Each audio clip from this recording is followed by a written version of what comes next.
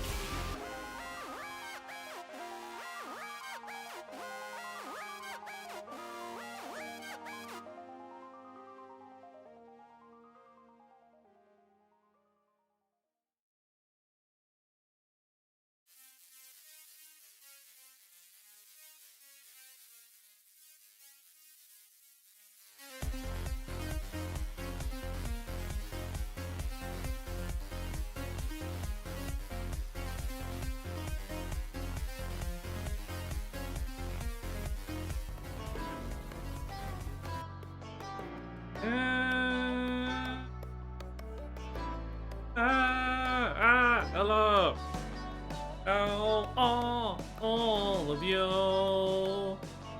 Me. Oh.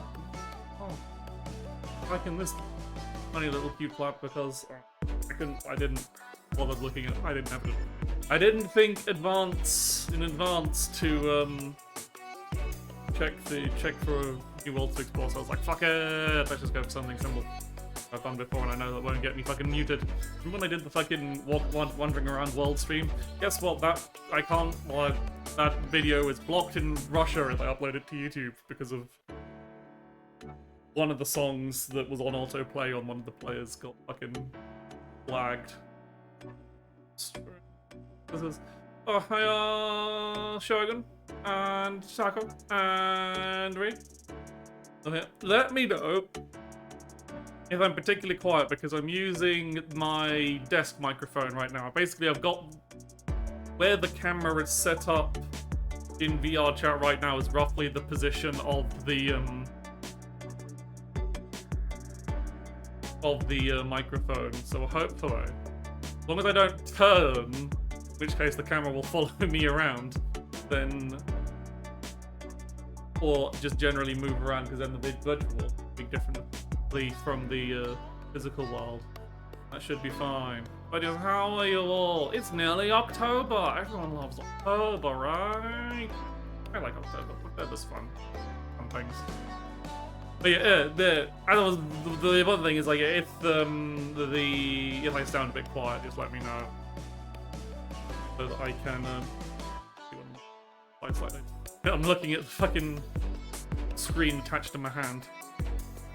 And yes, me back in this lovely little cyberpunk apartment VR. So yeah, hopefully the microphone is now using a better quality microphone rather than the one on the headset. The headset microphone's now just durable. I'm getting mouse sync in VR.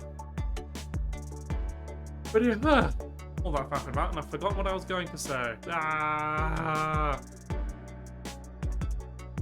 are all of you? Music's a bit loud. There's I can turn. Hang on, just.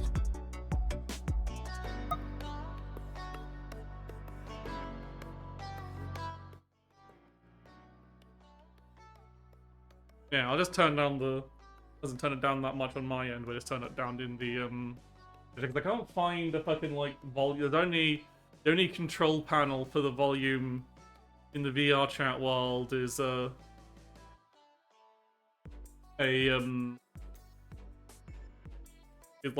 just directly on and off because you don't want to have the music on if you're watching something on the screen in here. But a good EP puppy.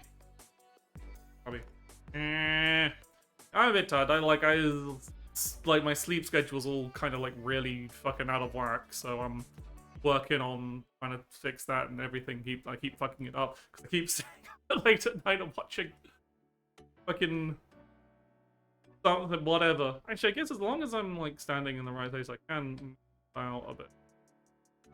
That'll still, as long as I'm standing still, it's gonna be in the same place. Worried about myself because I went on a short tour to Brigham and hope still miserable stuff. Yeah, that's depression.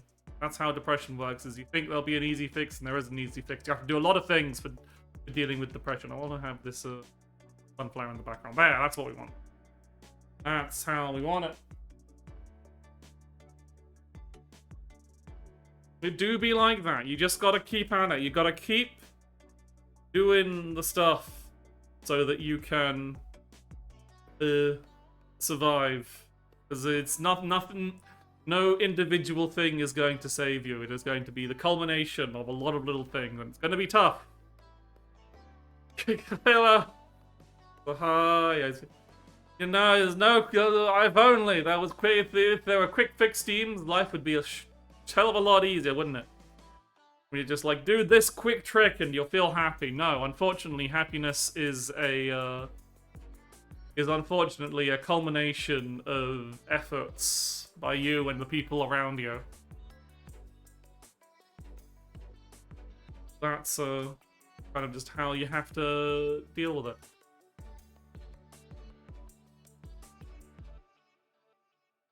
Yeah, I've got, like, as I said on the... As far as plans my end go, I've got stuff going on. The thing is, if I move back too far away, you might not be able to hear me through the microphone. Away from the microphone. Cleaning of the house analogy, yeah. I'd be careful if I... Not... Yeah, if I do the head pat thing, I might accidentally bonk the microphone because that's where the camera is. Because I'm like, oh, I'll keep the microphone, put the camera where the microphone is, and lastly, I'll make sure not to. I know where the microphone is in like physical space. But then it's like, oh, if I do head pat, I have to be very careful. So there might be cases, and I'll give you an extra head pat to demonstrate. There might be cases. Apologies, head pats might come with the bonking of the microphone. That might happen. Everyone seems to be... I'm really tired. A lot of people I know are really tired. Everyone's really fucking tired today. I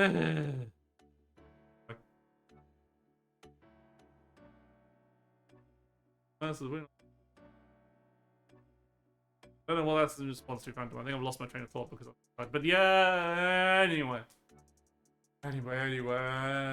Lots of things going on, lots of bad things going on. I don't want to talk about silly things going on. There's fucking...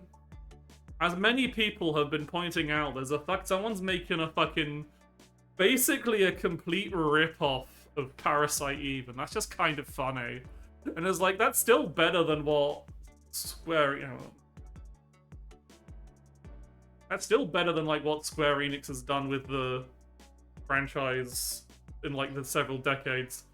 It's fucking called Parasite Mutant, and the logo is such like everything about it is just like Parasite Eve at home. Like the protagonist looks like, oh, we want to make legally distinct Aya Brea. Want to have the title look like legally distinct Parasite Eve, and yet it might still be worth checking out because, again, who the fuck is There's like one other developer making a Parasite Eve-like, which does look really good. That's Parabellum 45 from Sukaban. Who knows when that's actually going to get finished? It's not like, yeah, last thing Squeenix did with the property was a fucking NFT collection, so fuck it. And before that, it was a third fucking birthday. Can't go much worse than third birthday from what I've been told. Like, I haven't played it. I don't want to ruin my view on the franchise by playing the third birthday. Being like, wow, it ruined everything. Everyone said it ruined.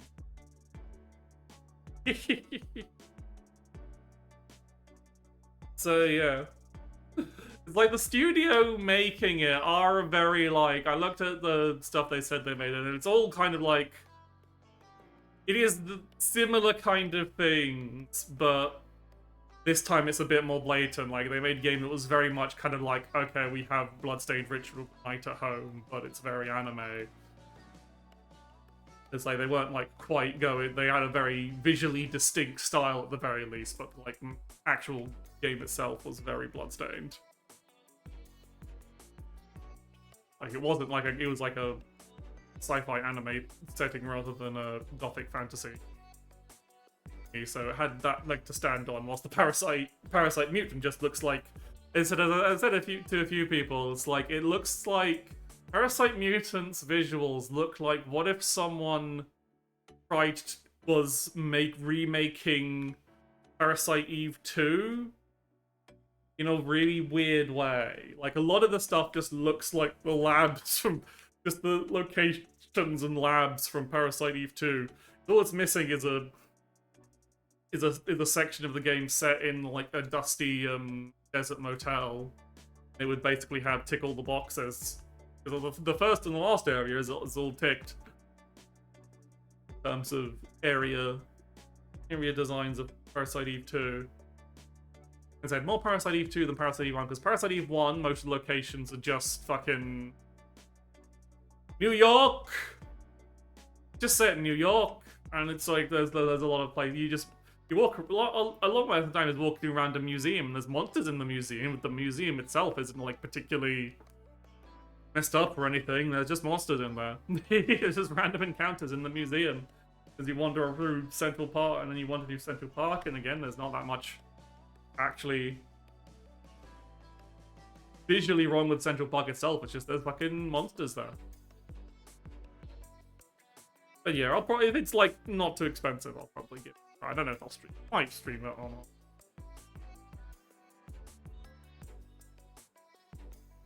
But yeah, that's funny bit. If you want to look for it, it's literally called Parasite Mutant. You'll know it when you see it because again, just like fucking, it's legally distinct. Parasite Eve. You have Parasite Eve at home. You included the hot blonde protagonist. There has been a few suspicions that some of the promotional art they've used is AI. So if it does happen like that, I'm sorry. In that. Right. Yeah. See what I mean? See what I mean? But I'm hoping that. Oh god, AI crap in it. But again, I don't really try. I don't have like a rapport with the studio, so I don't know if it's a beyond. I wouldn't know if that's really beyond them. But, like, there haven't been reports of it being used in their previous games, but and not like they're a particularly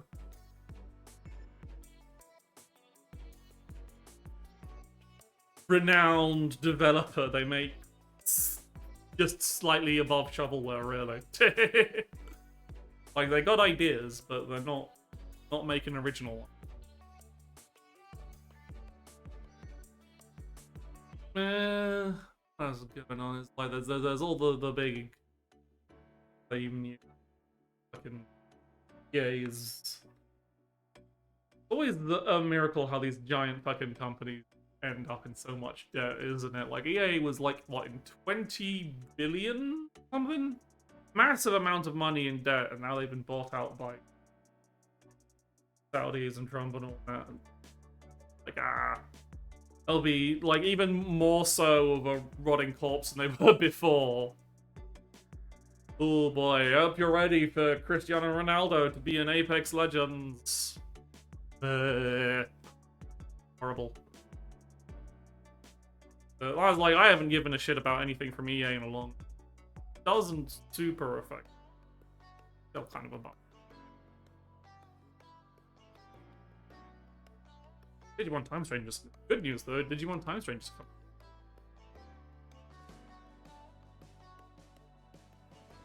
I don't really know there's much to say about Digimon. It looks really good. I played the demo, and the demo was really good. I really like Cyber Sleuth. I skipped Hacker's Memory because you couldn't play as a girl with it. That's pretty much the only reason. I was that petty about it. But now you can play a girl in Time Stranger, so that's great. I can surround myself with the hot, sexy lady Digimon. Like, that is exactly how petty I am. Like, fucking, NetEase's fucking game that's coming out that's just like, what if we had absolutely zero creative ideas whatsoever and made a game entirely out of parts ripped from other stuff? Like, what if we made a game that looked like a MiHoYo game that had fucking Sleeping Dogs combat and Spider-Man web slinging and GTA character swapping? I was like, I don't really give a shit. Maybe I'll try it if it's free, because there's somehow apparently not even a gacha, which is surprising. That's the one surprising thing. And then like they did the demo, there's like, oh, you can't play as a female character in demo. They scrapped that idea, and then they're like, no. And I was like, oh, I'm not gonna play it. And then they were like, oh, we just haven't finished it yet. Finished the female main character yet, because we had to do a bit of a redesign when we kind of like shifted the game from not a gacha and also to have less character customization and have a more fixed protagonist with a personality. So they kind of like did a bit of a redesign of the main characters, and they still hadn't finished the female protagonist, so it wasn't ready for the game's state of play demo or whatever the fuck it was. Am I being scary? Am I being scary? You can tell me, chat ones. You can tell me I'm being chat ones, but oh yeah, they. But yeah. But then they said the female protagonist back again, so I was like, yeah, fine, I'll fucking play it. I'm gonna have my fucking anti-gacha stance is, I mean, I guess it's kind of like crumbled when I was Could I be scary? I could try, but I am very tired. I don't like. I feel like you're. Eyes asking in particular. I feel like you're. It's not going to end up being very scary for you, Isley. I think you're goading for a different kind of response here.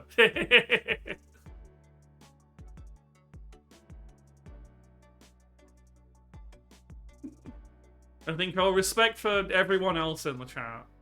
I'll hold myself back. Oh, I have to make sure I don't bump into the microphone. Mwah! How'd that go? Because again, I'm doing. That should be me leaning very close to the microphone. Exactly what the microphone is. Didn't manage to touch it. A nice way to start work. Well, I'm glad. I'm glad I'm giving you the energy to survive through the day. But yeah, as far as like big crappy mobile games go, like the only thing that's really on my radar is Enfield. And it's like maybe Enfield will be fun, or maybe they like fucking Genshin'd it. Because like when I remember seeing a lot of complaints from the beta, it's like, oh, you can't really dodge everything, but now it looks like you can. Because dodging interrupted your combos, and then you need to do combos to do damage. Now it seems like dodging doesn't interrupt your combos, so thusly dodge everything. So, but who knows? Maybe with the Factorio stuff, but maybe they have over Genshin'd it. But I owe too much to Arknights. It's my terrible admittance that whenever Hypergriff make literally anything, I have to check it out because I owe too much to Arknights and all. Also, I'll check out Enfield. And I have to obtain the short stack, pink-haired dragon girl, the thick tail. Like, I just have to. Like, I want to steal her jacket as well. She's got a lot of cool clothes, and I want to steal them for a cool outfit with some minor modifications. Arknights have mini bunny girls. They do have quite a few. I don't know if I've actually seen any bunny girls in Enfield yet. There might be one that I just kind of missed out. But yeah, Arknights is like, you can kind of like take like an amalgam of most of the bunny characters from Arknights and see them as references in my design. Like, it's fucking. There's a little bit of Armia, there's a little bit of, I guess it's mostly, if I was to say who would mostly be, it'd be a bit of Armia, a bit of, like I've forgotten her name. April? It's either April or May, but she's like another kind of like cuter bunny girl. She's a archer type, she's got a bow, a specialty, that can be, is archer with fast redeployment, deploys stealth and all that. I can't exactly remember her name because I didn't actually use her, but I remember part of her design was what inspired the little ear clips, my little ear piercing, and Frost Nova. Play Dark Knight Story, you're about to cry.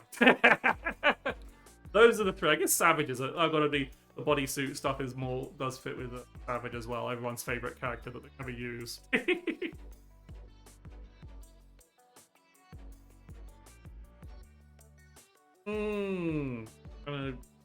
Problem with the thing is, if I'm not looking down, it doesn't track my hands. You don't get to see the effect of me resting my hands on my boobs. I was playing the Sushi Ben, the new game that you don't have to have VR to play. It's like a interactive visual novel kind of activity. There's stuff go. Oh, is it like actually? I see. Now that I'm looking up and can see. Yeah, I was playing the fucking Sushi Ben, which is the interactive visual novel. Initially made for VR, it was a PlayStation VR exclusive, but they kind of updated and made a PC release that came out recently. That with or without VR. pretty cool. It's got a lot of style, and it's written by the writer is the person who did Hatterful Boyfriend, the fun visual novel about dating pigeons that people kind of like misunderstood and took the wrong way and started making took it as a sign to make terrible parody visual novels when the joke about Hatful Boyfriend is actually incredibly heartfelt and sincere. But it's got a lot of very, very charm. It's a very what I've played so far. It's very Sushi Ben is very charming, very lovely, and it's like kind of like just nice to. It is nice to do in VR, but you don't need. But there's like the plot of the whole thing is it revolves around a sushi restaurant that's trying to avoid getting closed so it doesn't get bought out by an evil real estate lady who's got that kind of like shirt with the cleavage open and the big boobs, and she's got a big pair of sunglasses. And you might have seen the meme pictures of her, of the funny gif shared about her of her walking about by stepping on her employees. And of course, a lot, as you'd expect from this kind of character, a lot of her, there's quite a few times where she kind of like leans in, lowers the glasses, and it's even accompanied by a boing sound effect as it jiggles her boobs a little. And like, shit you not, the first time she does this, I'm just like, and just doing it in response on reflex. Like, fuck. That's just me, isn't it?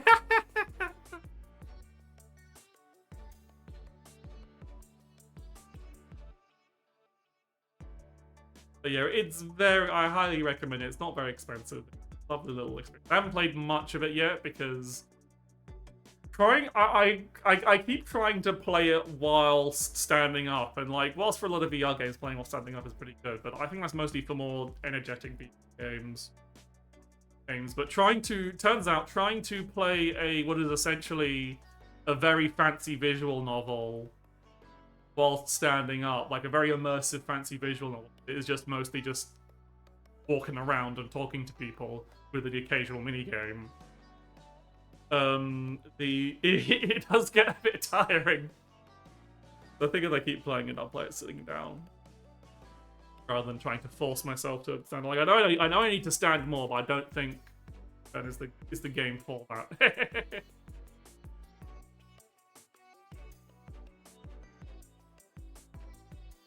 But yeah, very charming. It's fully voiced as well. It's got very good voice actors both in English and Japanese. When I tried doing the English voice acting, because I felt like it'd probably be a bit more immersive for a VR story than reading the text all the time. But then I just like, I don't know. It just kind of like with its very, very. It's set in a small town in a very Japanese setting, so with characters with Japanese names, and then having them all speak in very well performed anime dub English, and I'm just sitting across from this. You enter the game sitting on a chair and you can talk to this guy, and I'm pretty sure he's voiced by ProZD. And it's just like, it's not even ProZD doing a different voice, it's doing his like kind of just like regular gruff guy voice. Just like, God, I have heard this voice too many times. Like, not to shame ProZD, he's a good, or Sungwon Cho, he'd probably be preferred to use his actual name. Not to shame Sungwon Cho, but like, he's been in a lot of things, and he does a very somewhat semi-narrowish view of very good voices. So when eventually you're just like, oh my god. He gets a bit of the Yuri Lowenthal effect, where you're just like, oh god, him again?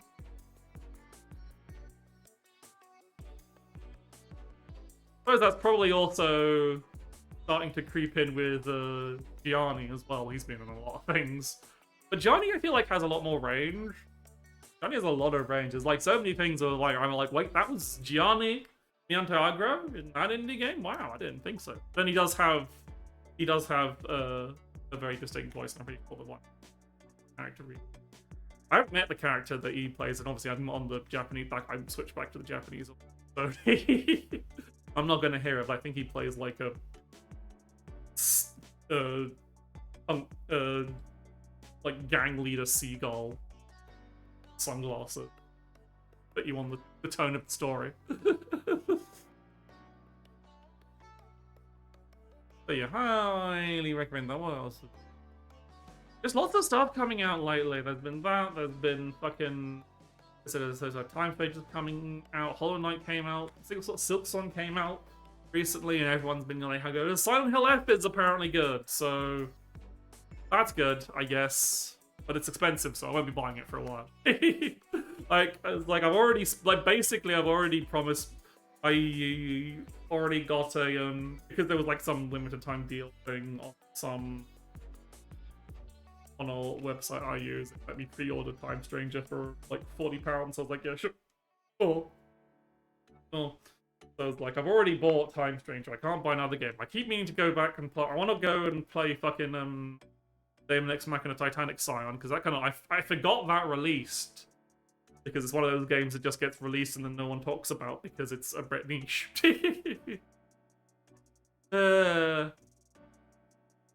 There's all kinds of other shit coming out, and then people are fucking talking about bad things, bad games. I don't care about these. I don't fucking care about the fucking.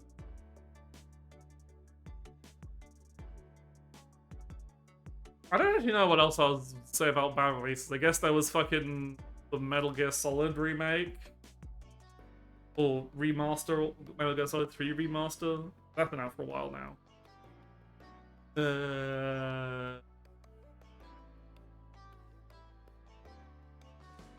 Halloween soon, in a couple of days. That's why my schedule's a bit flipped around and I'm doing Unsighted tomorrow rather than Thursday. Also means because I hopefully can finish Unsighted tomorrow. I think I'm pretty close to the end. And because of the nature of the game, I've been going through it fairly quickly. Yeah, I can zoom through things. I'm not a collectionist. I will just simply zoom around, get it over with, save everybody.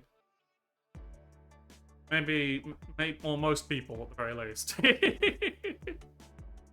But yeah, so I'm gonna basically the idea is it's gonna rather than having variety weeks, I'm just gonna fucking play Devil May Cry games. Like, I don't know if I'll manage how far I'll get through them. It depends how long it'll take because fucking the games aren't that short. I don't know if I can get through 5 games in a month. So if I'm only doing two streams of them a week. Like, if I try and do any more, I'll probably feel ill and pass out. But, especially because I want to do,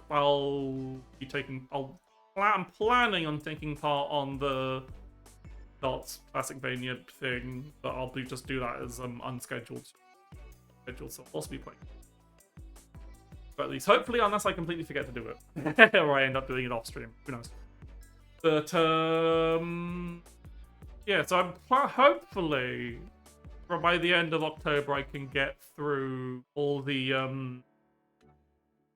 classic Devil May Cry, like the older gen Devil May Cry, even though Devil May Cry 4 is technically kind of old gen. But yeah, just get through 1, 2, basically everything that's on the HD collection for PC. Because that was on sale.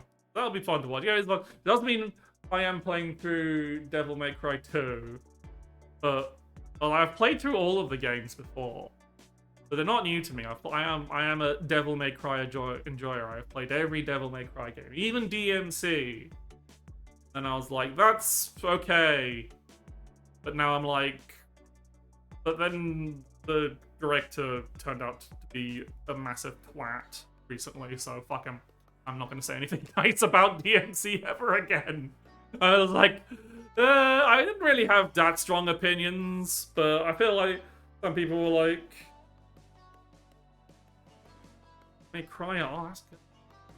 But I didn't have that many strong opinions about DMC. I was like, wow, this would be so much better if they didn't have Devil May Cry written on it and you didn't have those expectations.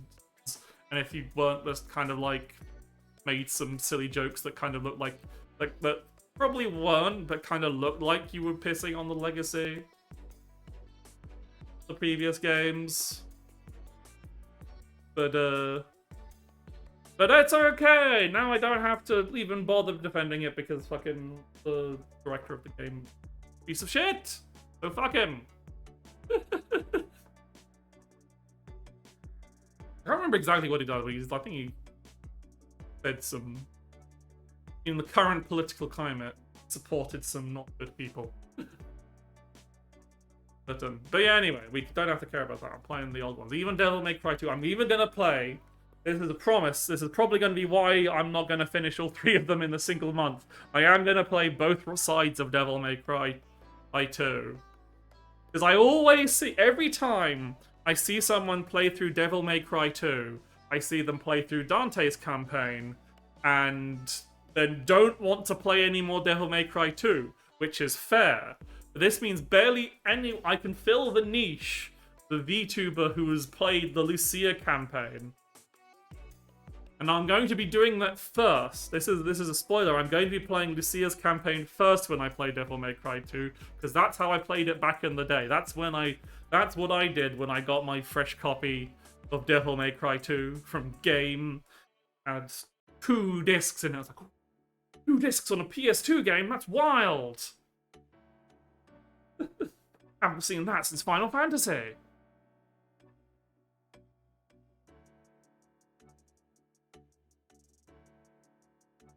Yeah, it is consistent.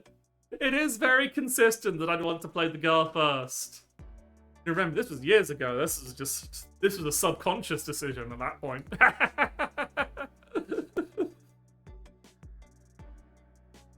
But yeah, I suppose our campaign is slightly shorter because there's less cutscenes. But she's also like more of a boring character to play. But it's like, yeah. Games with discs, yeah, games with discs now. Fucking wild, crazy, insane. Who could imagine such a thing? Ugh. Oh, it always feels like it's been a lot longer than it has been when I'm chatting stream. This is because it is a bit more exhausting, I think.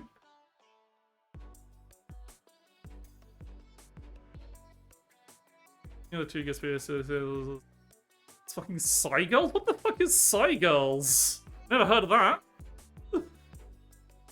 Feel like I should have, but probably not good based on that thing. Oh, Tales of Sunstone. Oh, that was a PS. Oh, it was a separate character, I see. Not just as because there were some. Was Final Fantasy X was only on 1 disc, right? Was it on 2? Pretty sure this is utterly despite stupid quality. Oh no. Obviously, I'm not in a position to look anything up right now, but I guess I'll have to give it a look after stream.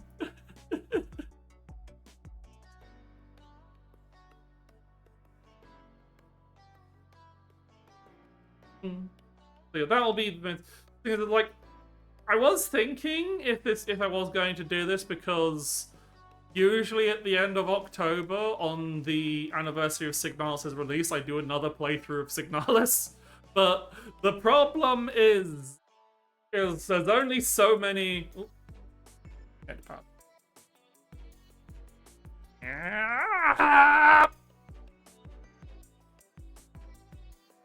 The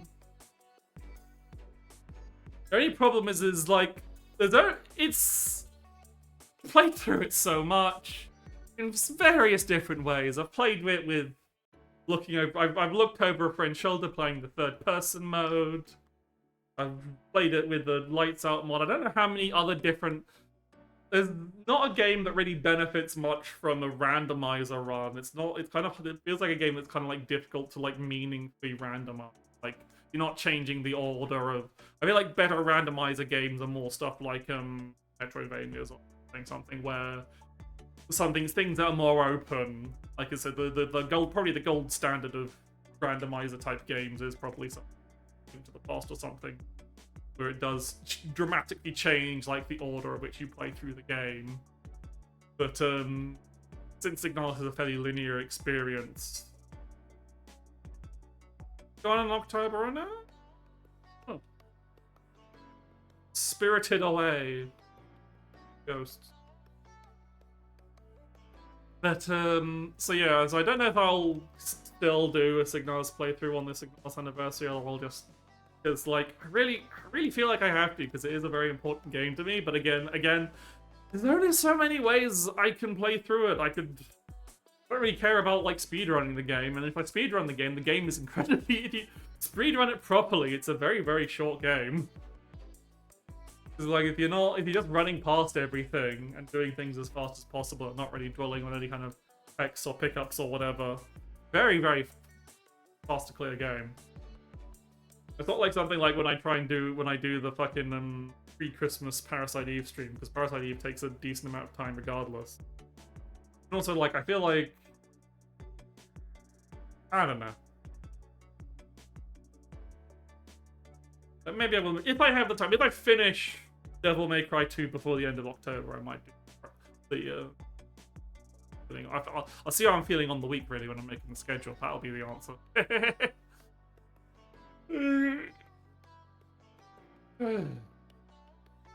Other than that, not that many big plans. I'm still planning on, at some point, doing the only kind of like plans of stuff I want to do is doing like a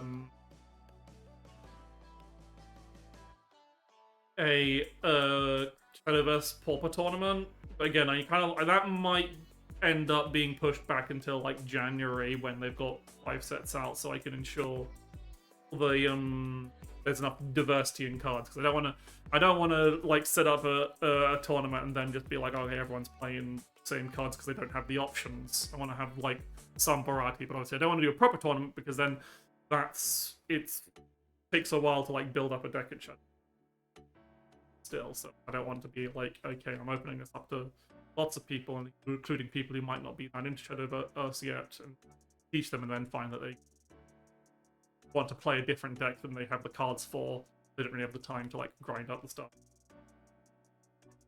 Not having like an unofficial client, like if it was like something like Yu-Gi-Oh, you can just play it on one of the either with Yu-Gi-Oh Master Duel. Even you can still like let other people essentially use your collection for the tournament, but of course you can just play like on all the different various online players. I'm interested in the new format they announced. It's actually kind of interesting, because if you didn't know, there's been a new official format for Yu-Gi-Oh announced called Yu-Gi-Oh Genesis. There's a few key points. First of all, no Link or Pendulum monsters. The extra monster zones that sat in between the two players, those are gone. The Pendulum markers, those are gone. None of that in this format. So no Link or Pendulum. Probably Link is the big one. Pendulum was kind of weird, but Link was the main one of like, okay, this allows you to do. This was the main time when the game went from some decks have really long combos to every deck has really long combos, because Links were a very accessible way to things going, like put things into your graveyard and all that, clean up your board and all that. What the other big thing about Genesis is there's no like actual ban list, no card in Genesis apart from like the ones that are just straight up not legal for competitive play at all. Yu-Gi-Oh does have some of those, but no like, and obviously Link and Pendulum those aren't allowed in the format at all. But no actual ban list. Well, instead of a ban list, what they have is a point system. So there's a list of most cards in the game don't have a point. You can freely include them in your deck, whatever. But there is a list of cards that have points assigned to them. So you do generally have to do like a app or something to do proper deck building, just to make sure. Also, it is a bit complicated on that front, but and the standard amount points limit is 100. That's just like the standard what the game is balanced around, but you can have lower or higher points games. So it is a really interesting, very granular way of balancing the game. So you can play a Yu-Gi-Oh format with 3 pots of greeds in your deck and no other points cards because they cost 33 points each. So you can play 3 pots of greed and play a shit deck. You don't have any, because also a lot of the there's a lot of like the infamous like hand type stuff like Maxi and stuff also have some points of and Ash Blossom have some points of attitude. So if you play a deck that's using powerful cards that use up all your points, you can't play stuff like Infinite Impermanence, Ash Blossom, Maxi. There's a trade-off. There's an interesting trade-off going there. So that's very interesting. There's a very and like it doesn't have a ban list, but when a card is like, some cards are like 100 points, which effectively bans them because it's like, what the fuck can I play with this? Like, Yu-Gi-Oh! Fucking Sinful Spoils of they've kind of like knocked out Snake Eye from as a deck in the format just by putting Sinful Spoils of the Snake Eye, original Snake Eye, I think, the field spell or something. It doesn't have a ban list. As I said, they don't have to make a ban list, they just need to adjust points values. Like, you can just say, okay, well, if this is a card is a problem, we'll just increase its points. And like, yeah, sure, if it's being played with, if you have like a card that does cost 100 points, and it is being a problem in decks that otherwise cost 0 points, you could just say, okay, a core part of that deck is now 1 point! And you effectively ban the deck. And this is like they come to say, Sinful Spore Snake Eye, original Snake Eye, a field spell that lets you do nasty things with Snake Eye stuff, costs 100 points. Snake Eye's Poplar, a key card of Snake Eyes, costs 5. So you cannot run both of them in a single deck unless it's a game that is higher than 100 points. So they can effectively soft ban cards. Like they can, like, effectively, Pot of Greed is effectively banned by just like, well, 2 cards is good, but it's also like blocks you out of doing stuff with your deck unless you're running a deck that is, again, low points cost. Like, you can play some other previews, like, but they do kind of like limit it decently limit it somewhat. Like, yes, you can play Labyrinth. I love Labyrinth, but you are fairly limited because a lot of the Labyrinth cards do cost points. So if you run the full set of Labyrinth core cards, you're not even running like full copies of them. You're running individual one copy of each of these core Labyrinth cards. Then you do max out points. You hit 99 points. One pointer in there.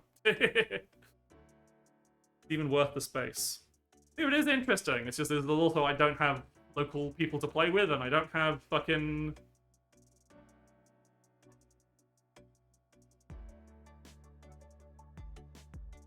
And it's like it's hard to do like kind of online because not all of the unofficial online players, none of the like easy to use unofficial online players support it. Like the main online player that supports it is a fully manual one, so you have to actually use card abilities and whatnot. There's like even if you're playing with just with friends or whatever, and obviously it's not supported by Master Duel yet, and Master Duel's a bit of a fuck up anyway, so. Might be fun. It also does me... But if you do want to play physical Yu-Gi-Oh! It does make that barrier for entry a lot lower, because again, a lot of the big expensive mandatory cards for Yu-Gi-Oh! Decks are either Link monsters, which aren't allowed in the format anyway, or cards that have high point values that you can't really include in that many decks anyway. So you don't have to be like, oh, I have to buy like a full set of Ash Blossoms and Maxis. And you don't have to do that anymore. I mean, well, at least you don't have to do it in Genesis. You can still play regular. And I think that's neat. I think that's a neat idea to having this format where you don't have like a standard rotation, but you still have all the cards. Well, most of the cards, again, no Link monsters, Pendulum monsters. Some points limits are effectively bans.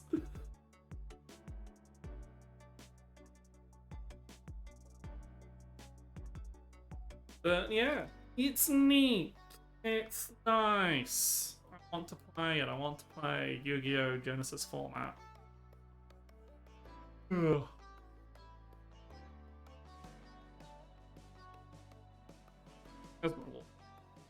Still hearing me okay? If you ever seem particularly quiet, please let me know.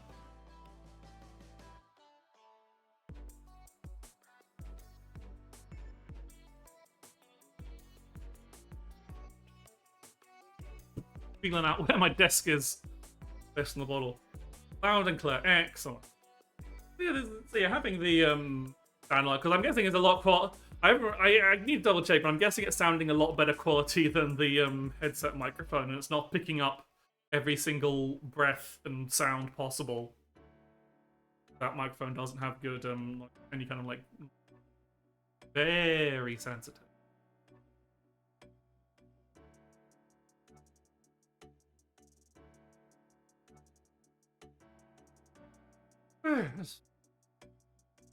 Need to see if I can turn on listening through a tablet. Sorry, now I got to hear this anyway. Go to the kitchen.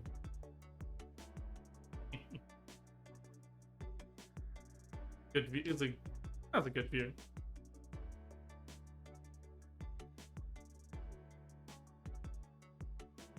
I kind of wish I had. Is there a camera settings?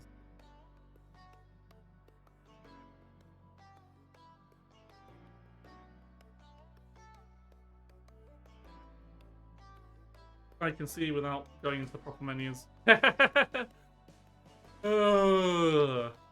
around them. Look at all the paraphernalia in the background, like. This is the that window. But yeah, lots of things to do. Lots of things to get sorted and enjoy. The circuits. There's got the cool. That's you know it's cyberpunk. It's got circuits on the walls.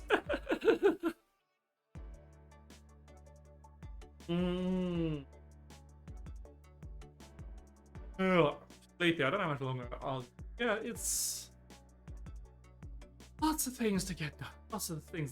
But mostly feeling like I'm trying to just like be slightly more social with people. Like people, it's hard. But you gotta keep trying, otherwise you just fall over and die.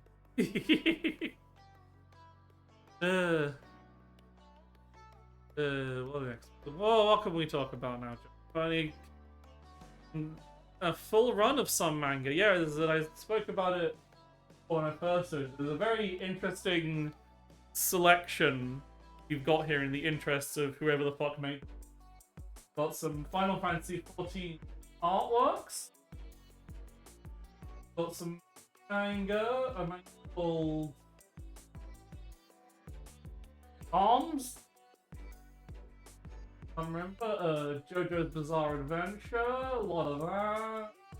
Terraformers, I don't really give a shit about that. People like your company. Well, fuck me, I guess. Allow that to happen.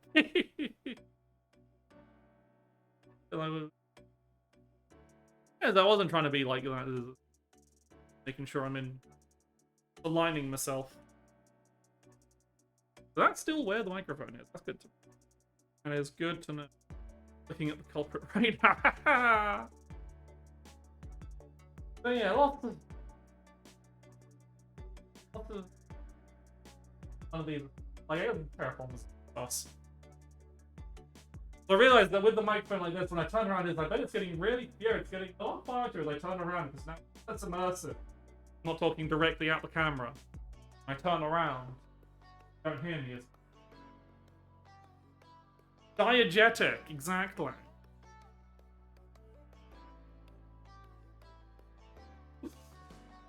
Leaning on doing the thing where I try and lean on an object in VR, and I remember, oh wait, it's not physically there. The table behind me, and I can't lean. I'm trying to. I should get a chair or something behind me, so I can just like sit at the. VR, it's just too immersive, too powerful. It's dangerous.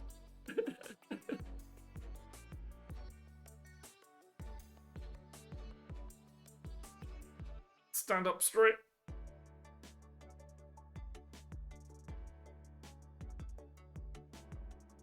Oh.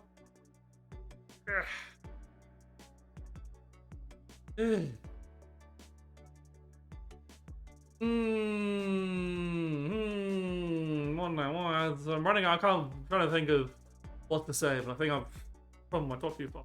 Yeah, I run out of things to say too quickly, and like, I don't want to like over. I'm not an oversharing kind of streamer. So I should have. Oh yeah. Hopefully soon, within the coming weeks. I'm pretty sure it's supposed to be. The shipment's supposed to start at the end of September. I should have more full body tracking, and what I'm hoping I can do with full body tracking is not just have like hips and legs tracking in VR, so that you can have more movements and not have like full body views. Maybe, I don't know. Is I'm hoping what I can do is for regular streams is have trackers on my arms so that I get more accurate, like actual arm positions, and just have the leap motion for finger tracking. I think if I can get that working, that'll be pretty good. I don't know how like well it all plays together. That'd be cool, because then it means I wouldn't have to have like the slight issues of the motion getting exactly when my arms are confused. Entirely sure. No more being possessed by exactly knowing having my hand possessed by the microphone arm. I think I fixed that problem. It hasn't done that in a while. What I found it's picking up mostly these days is like my fucking hair, because I've got hair that's that slides over my shoulder, and for some reason, sometimes I've noticed sometimes, especially right. Okay, here's the thing. Especially when it's dangling over my boob like this. Like if my hair is dangling off my boobs like this, because it's over my shoulder like this, then the leap motion sometimes picks it up as a hand when it's not got like a hand to track already. So big boob problems right there.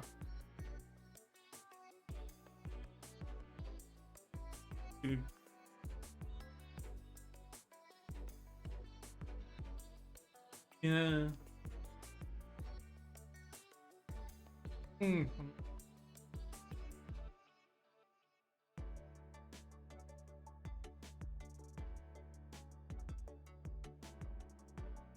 want to like kind of grab the camera and move it in a different angle, but then I lose my like good camera position of reminding me where the microphone is.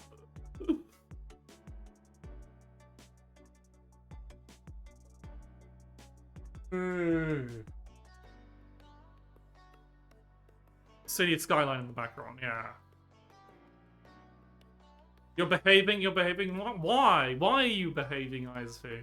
You know I like it when you don't behave. I find it funny and endearing and cute and lovely. Take that. Yeah, doted on, fucking idiot.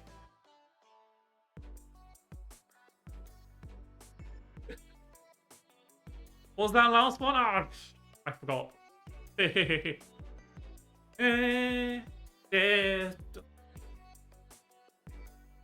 you repeat that? I've honestly actually forgotten what I said already. Okay, let me clip it and rewind. Oh, fake shit! You can rewind as a So that's a Twitch feature now for people subscribed to a channel. Is you can rewind through the stream. The channels you're sub to. You know, sit in the corner. Sorry, I do have to be. I do try and be a bit careful because I don't want to like fucking flirt with ISV and third wheel the entire rest of chat. There are other people watching, and I don't want to alienate you by doting. Unless we're doing it's just. That's why you behave. That's probably that. Thank you for reminding me that there are other people in chat, and I should goad you on to do that.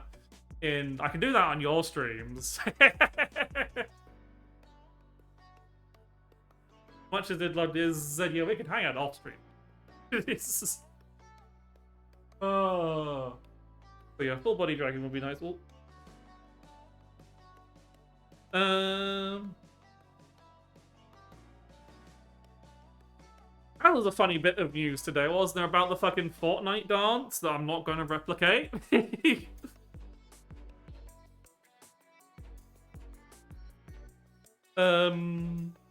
case you hadn't heard, so it takes a bit of explaining for if you're as media agnostic as I am, because I had to have it explained to me. So of all the big hit shows that people, superhero running shows, be like, there's one called Peacemaker about a guy who's kind of just having a shit day, and he's trying to be a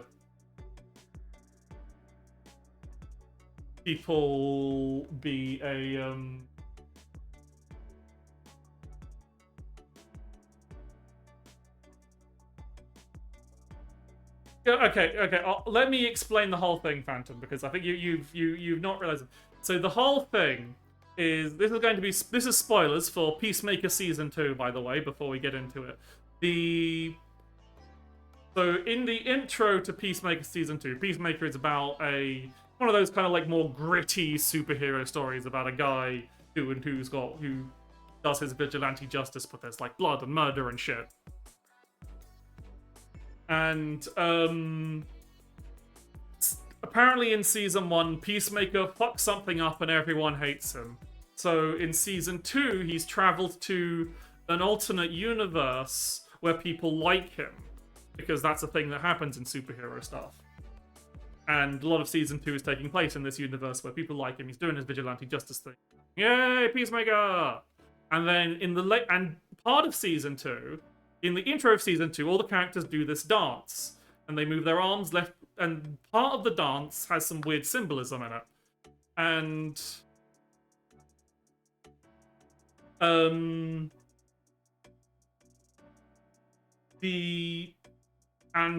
one of the statements from the director of the show, James Gunn, creator of Guardians of the Galaxy and attempted character assassin of Scrappy-Doo,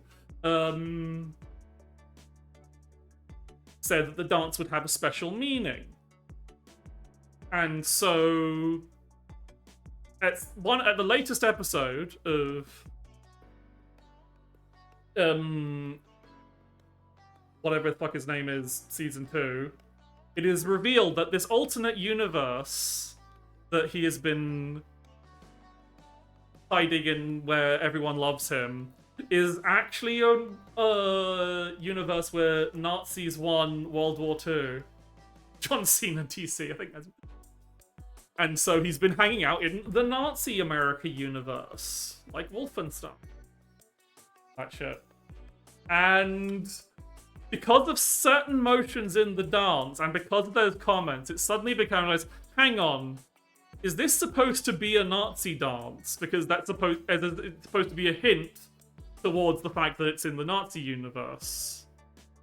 And so because ages ago, because Fortnite must consume everything, Fortnite had already put this dance to promote Season 2 into Fortnite. And so they've had to pull the dance because they're like, wait, is this actually a Nazi dance? Mr. Gunn, can you please explain if they haven't actually received a reply whether or not it is what the actual intended are, but they're like, we're not entirely sure, so we're going to pull it anyway because we don't want a Nazi dance. Yeah, you can see the dance, but you can't buy it. Yeah, you can see the dance, your arms up and down, and it looks kind of like as again, without the context, the reason why it was even let into Fortnite in the first place, because without the context, it seems like an innocuous dance. Once you add the context that it's foreshadowing the fact that it's essentially foreshadowing a surprise swastika, that's how it kind of like gets in. But it's just kind of like a whole funny story. Like, it's not censorship. Like, you don't have this. It's just like, I wouldn't say it's like people hallucinating what's there. It's just like people being fucking, it's just very funny. And I bet like, because the writers obviously, if it was foreshadowing,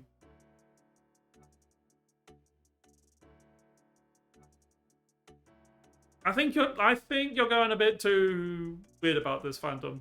I was gonna say they're trying to like say, oh, it's not a swastika. It's art. It's meant to mean something. And if the big reveal of the show is that you're in the Nazi universe, and the thing that looks kind of like a swastika is probably a swastika. Like that's the simple answer to it. Like again, without that context, you're like, okay, it's just a funny dance. You're not gonna say it's a. You're not going to like blame. That's why it was allowed in Fortnite in the first place, because you didn't know. I only knew about it. I can't say that I wouldn't have assumed that I would have seen it was a swastika in the first place, because I only saw it after I'd heard the context, so I can't like weigh in on that. It's very surface level. That's the thing. It's a fucking. Of course it's surface level. It's a fucking Warner Brothers TV show. It's James fucking Gunn. Do you think that man knows how to write depth?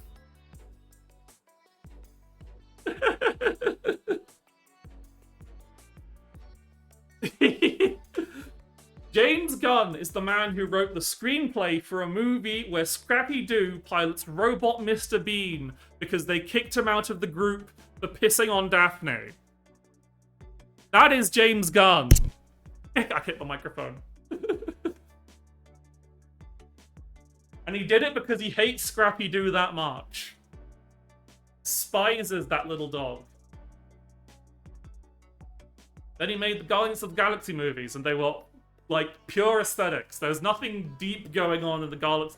They're fine movies. They're fun movies, the Guardians of the Galaxy movies. But they're not deep. They're not like gonna change your life or anything. You're just gonna go, man! The 90s! Or the 80s or whatever. Oh, I'm on a... You can hate Scrappy-Doo and like... Scrappy-Doo hate is kind of manufactured because like it's a lot of adults getting annoyed at a thing made for kids kind of thing.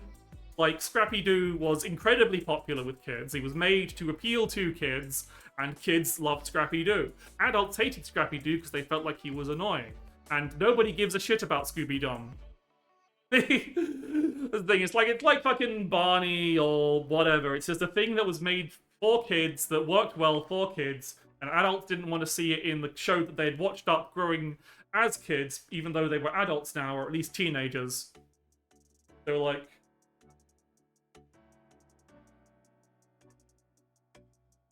I would say, like, if you're growing up at that age, like, I don't think Scrappy-Doo was that interesting. It was a pretty big run of, like, the 80s, late, early 90s-ish era Scooby-Doo.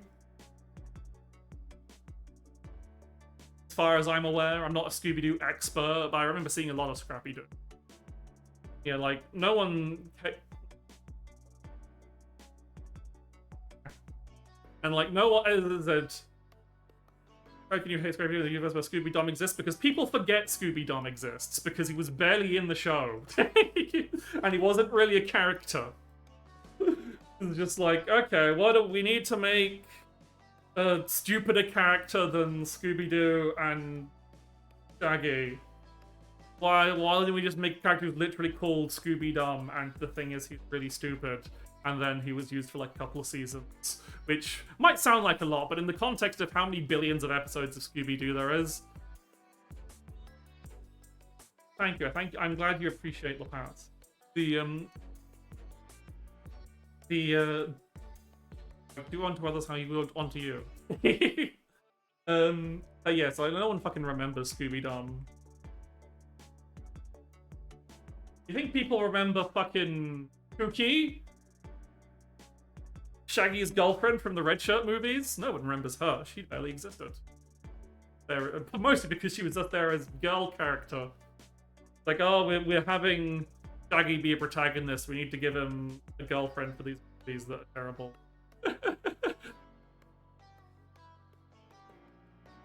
I think I've only seen one of the Red Shirt Shaggy movies.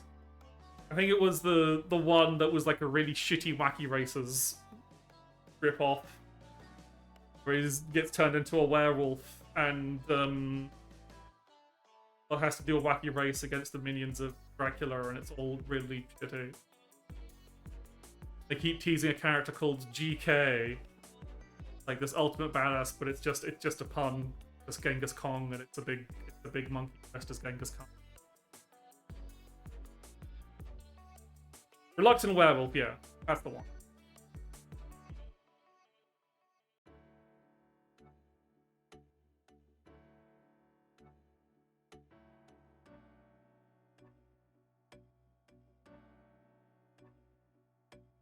But yeah, no, Scooby-Doo was just one of those series that I kind of like ended up watching a lot of, just sitting at home in the summer holidays, the young child, because there was nothing else on. Watching them cartoons, and sometimes those cartoons were alright. I was just, and a lot of them, the time, especially during the day, it was just old episodes of Scooby-Doo, because, I don't know,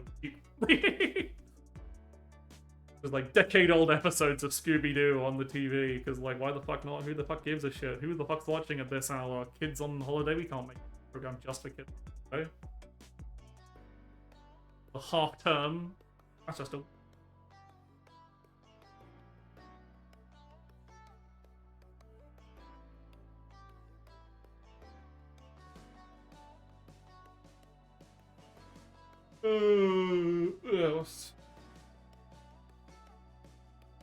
I can keep going for a bit.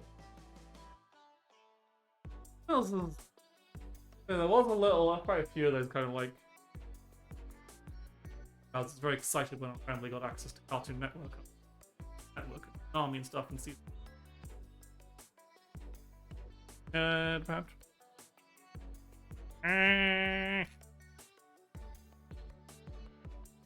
How have you been? I said I've been okay, ups and downs. Like, generally, I'm just trying to, like, having moments of, like, hey, I'm doing well, and then, oh, no, I'm doing terribly. And I just have to remember that I'm having the stuff that I'm doing well more frequently than I was before, so I'm definitely on an upward track. Trying to, get my, currently, main thing is getting sleep schedule sorted, so I'm hoping, like, doing more active stuff, like VR and stuff, will hopefully help me sleep better. A lot better as well. I'm not. I think I've ended up like buying a lot of that fucking Huel crap because like I need to have nutrition in my body and I don't have the mental energy to buy and prepare fruits and vegetables. So fuck it, I'll take the fucking slop drink. It is the pits and valleys of the pits and valleys. It's so over, we're so back. I'm hoping to have more we're so back than it's so over.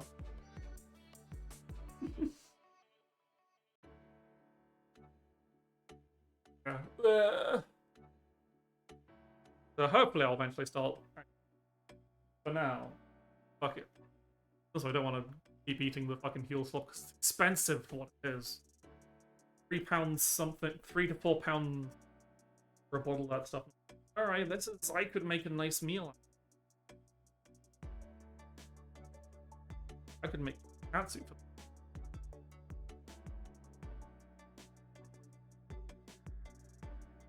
What's that fucking... I can't see it properly in the VR. Burning out a Rugi face or whatever.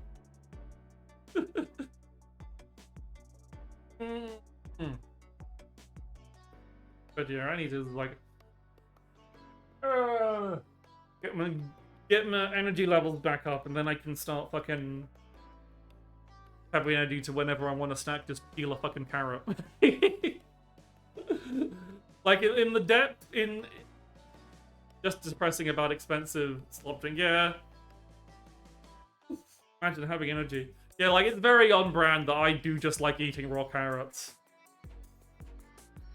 Like, it's one of the points, like, I made a realization when I was like, I was wondering what, if, I had like a moment as a breaking kayfabe a little bit, it was like, do I want to stick being a rabbit VTuber? And I was like, I like eating raw carrots, and yeah, no, it just makes sense.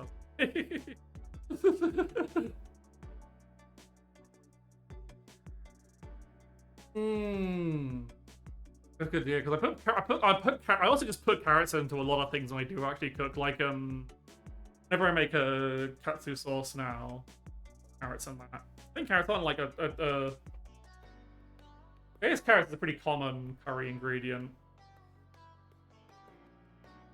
That's not too weird. But like even other things you'd think, maybe you don't need carrots. I was like, oh no, carrots. It's healthy. It adds a bit of sweetness to whatever you're putting in. Because I don't usually like sauces with like kind of like big cooked vegetable chunks in them. So what I'll usually like blend down a sauce so that it's all smooth. I'm not about baby carrots. Baby carrots I find are a bit weird. I don't know. There's something about them not being quite as crunchy. But I'll just take a regular, weirdly misshapen, cheap bag of carrots and just peel them off. But then my brain's like, you're depressed. You should eat something terrible and sugary. And then I eat something terrible and sugary, and you know what? I feel garbage afterwards. I feel happy eating because I have very poor impulse control when it comes to sweets. So I'll eat like a bag of fucking sweets or whatever. I was about to say Haribo, but then that's a brand, and it's a brand I don't buy anymore. They put out fucking license. Like, fuck it. I can buy other sweets. And then I bought other sweets, and then I was like, oh yeah, I really should stop just eating sweets in general. Because I'll eat them and I'll feel happy for exactly the duration of me eating the bag of sweets, and then I'll have eaten the whole bag of sweets, and then immediately after I will start feeling very, very ill.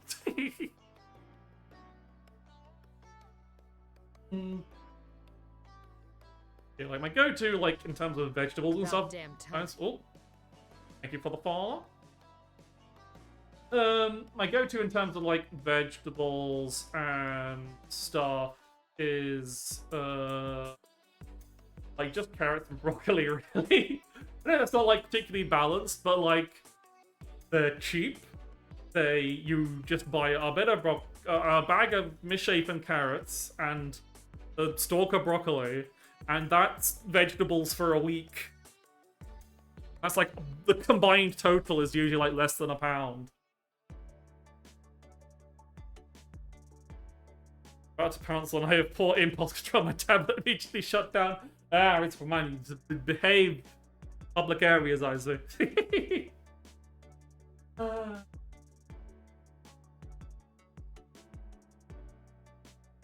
Getting you.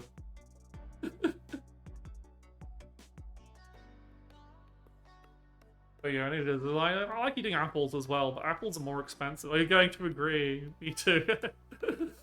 Yeah, apples are probably like my go-to fruit, but then tasty apples are expensive. Why are tasty apples so? But I don't get. Why can't I get like nice cheap apples that are okay? Like you can get cheap apples, but they taste like garbage. Like I will buy some tasty apples, and I was like, oh god, it's £3 for 6 apples, or £3 for 4 apples if I want the stuff that's nice. The 8-pack of day-old donuts for $3 gets you guys like, oh yeah, that's dangerous. There's the cheap stuff from the previous day that needs to be cleared. They don't usually do stuff from the previous day in places I go to. They usually just sell them in the evening. But yeah, if I have to like go to the shops in the evening, and like a lot of corner shops around here have a small bit of pastry stuff that you get from a local bakery. So there's usually like croissants and stuff cheap, and I'm like, oh, just because it's like it stops already at 9 before it's yeah.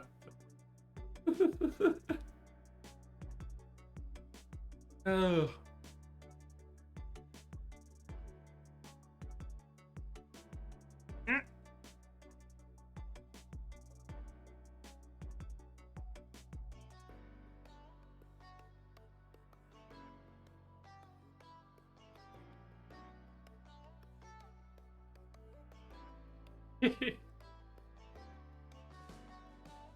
Yeah. Gonna make things. You can't cover the bottom. Look, I don't have any. Look, It's not easy to hold a water bottle when you've got VR controllers in your hands. You got a one hand. No, I can't do that with fucking. You can't do that with VR. You have to accept that it's going to be a bit you buy there because I can't fucking hold the water bottle with VR controllers in my hand and also bring the controller up to my face whilst the VR headset is on.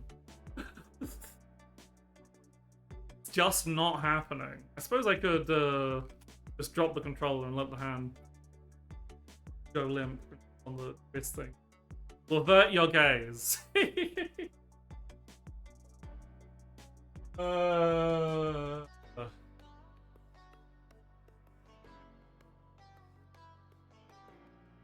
kind of want to talk more, but I don't know if I want to stand more.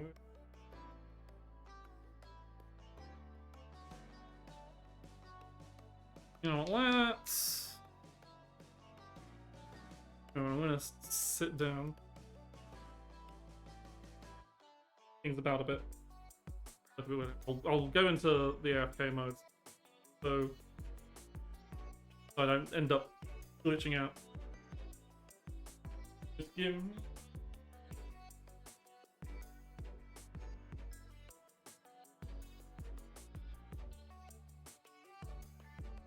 Ah, fuck! People's caught in things! Ah!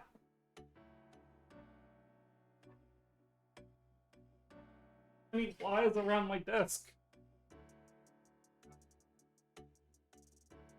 Yeah.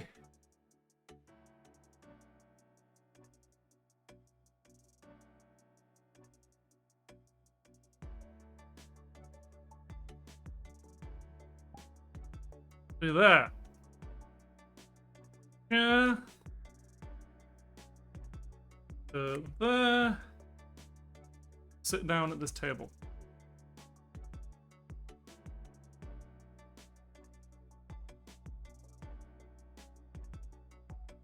There we go. What else you? That is surprisingly, you're not the first person to ask that question today, Taco. The answer is I don't know. That is. That's why, yeah. It's like, don't worry about it. Is the answer. That's what I'm trying to say. Yeah, what's my hair doing? Why is it doing? This is...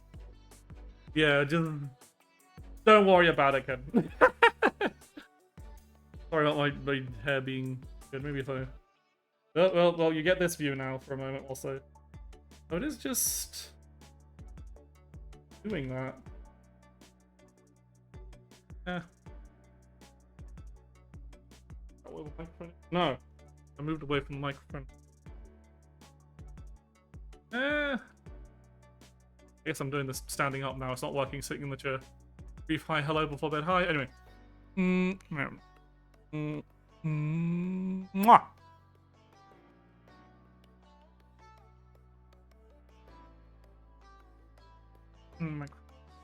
There.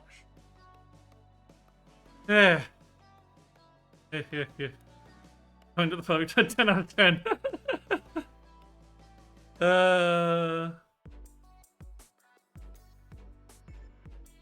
Actually, dragging it about a bit. So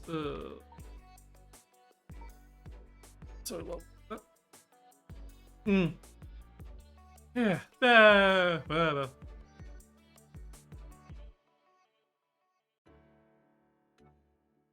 Yeah, now I've forgotten. Now I've lost my train of thought now.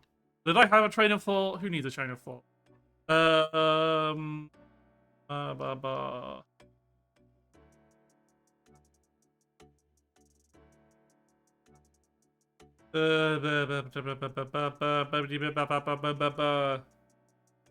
need to get back into singing more. Like, I know I did the singing on the,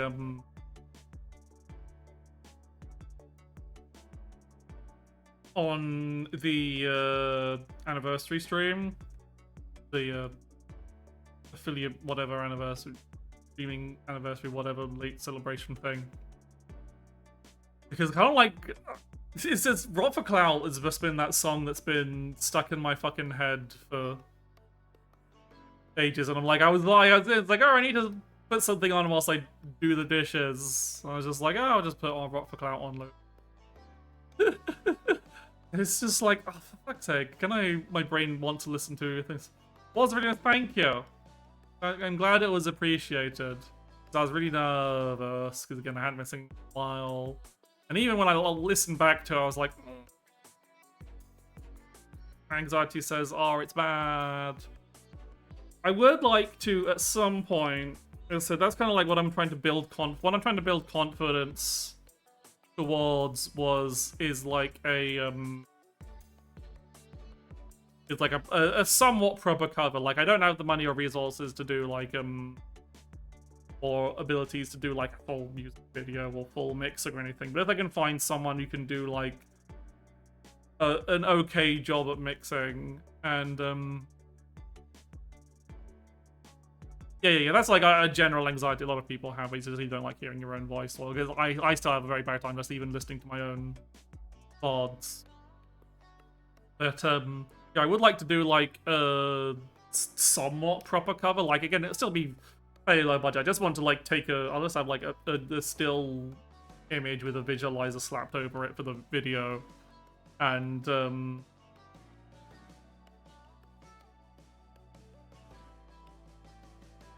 yeah, inspired you to check your order. Go wiring. But yeah, I still think I'm still like I'm not on the level to like make a decent. I got really inspired because I saw Higadorion, who's a cool artist friend, on me a couple of times at this point, I think, and I know at least he's at least done Swimsuit and one of the like I did an outfit swap with Zoe. That was a funny moment. Higa was doing like a wheel for determining outfit swaps, and like no rigging, no anything. The wheel landed on me and Zoe Techie, which is just like a great match of character outfit swaps, because we've got kind of similar outfits going on, and we're both kind of like on a similar kind of theme, and so that was insane. So yeah, there is outfit swap art of me and Zoe by Higa out there. I think I've got it on the. I don't know if I put it on the roulette wheel, because again, it's got I probably should put it. Higa and Zoe would probably be fine with it. I haven't updated the slideshow in a while to get on that. The things I need to do once I have the energy for it is update the slideshow and start catching up on VODs on the YouTube channel, because those are really far behind as well. I missed one of them. I missed a VOD for what was it that I played before Inscription?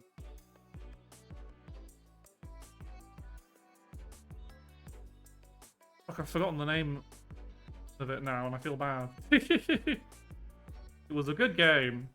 My brain's just like, what was it? The indie game. Urban Myths. Yeah, I missed unfortunately, one of the Urban Myth Dissolution Center VODs is gone forever because I didn't upload it to YouTube in time. I'm sorry. I think, if I remember correctly, it was the VOD for the episode for the chapter about the first box. So unfortunately, if you saw that episode, congratulations, you're the only people who've seen that. No one else will see that again. I think,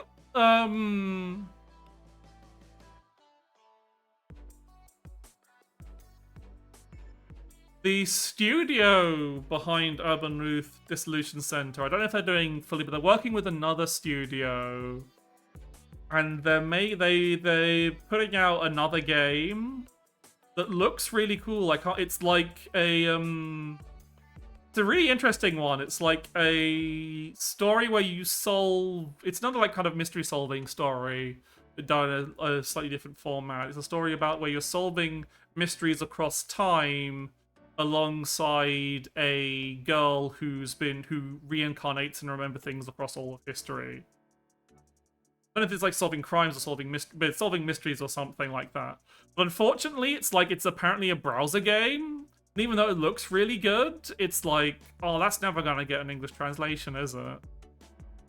It's a shame because it's got the same. It definitely shows they're doing the pixel art, the art for it, because it's got the same like a brilliant pixel art that they have for Urban Myth Dissolution Center. But yeah, hopefully maybe it'll get an. There's been a lot of impressive like browser games coming out. Or like browser games announced. I think there's something of a slight move away from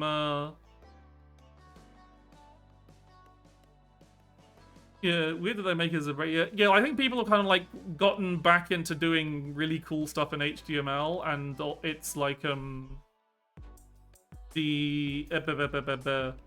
the platforms for making stuff for like mobile games have become so much more restrictive.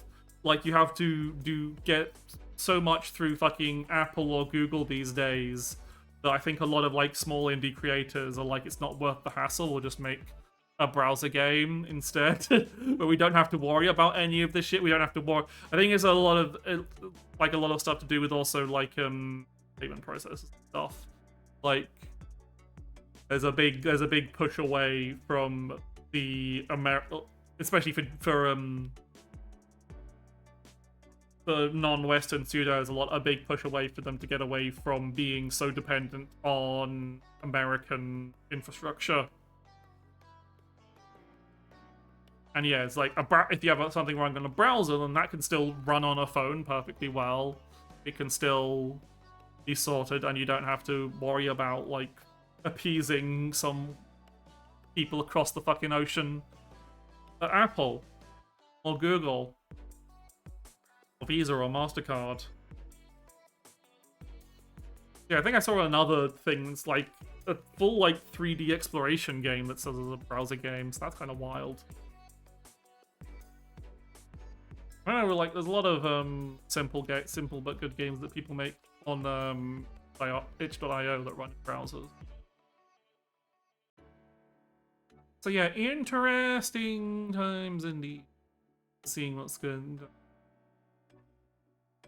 What's all going on? What else? What else?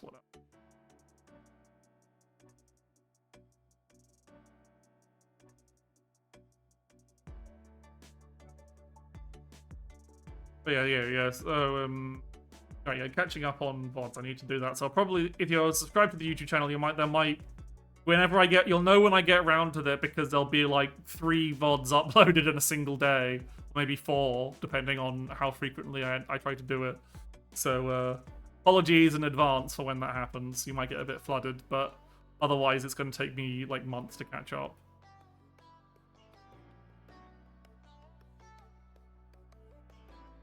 I only missed the one.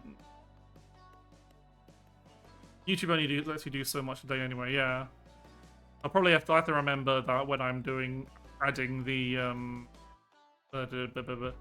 like it's.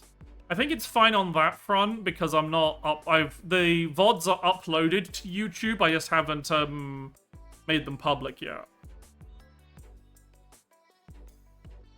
Oh god, why did I say that? Yeah, that's secondhand embarrassment. Alright, I had a really bad anxiety moment from something I said in a stream the other day. Whereas I was watching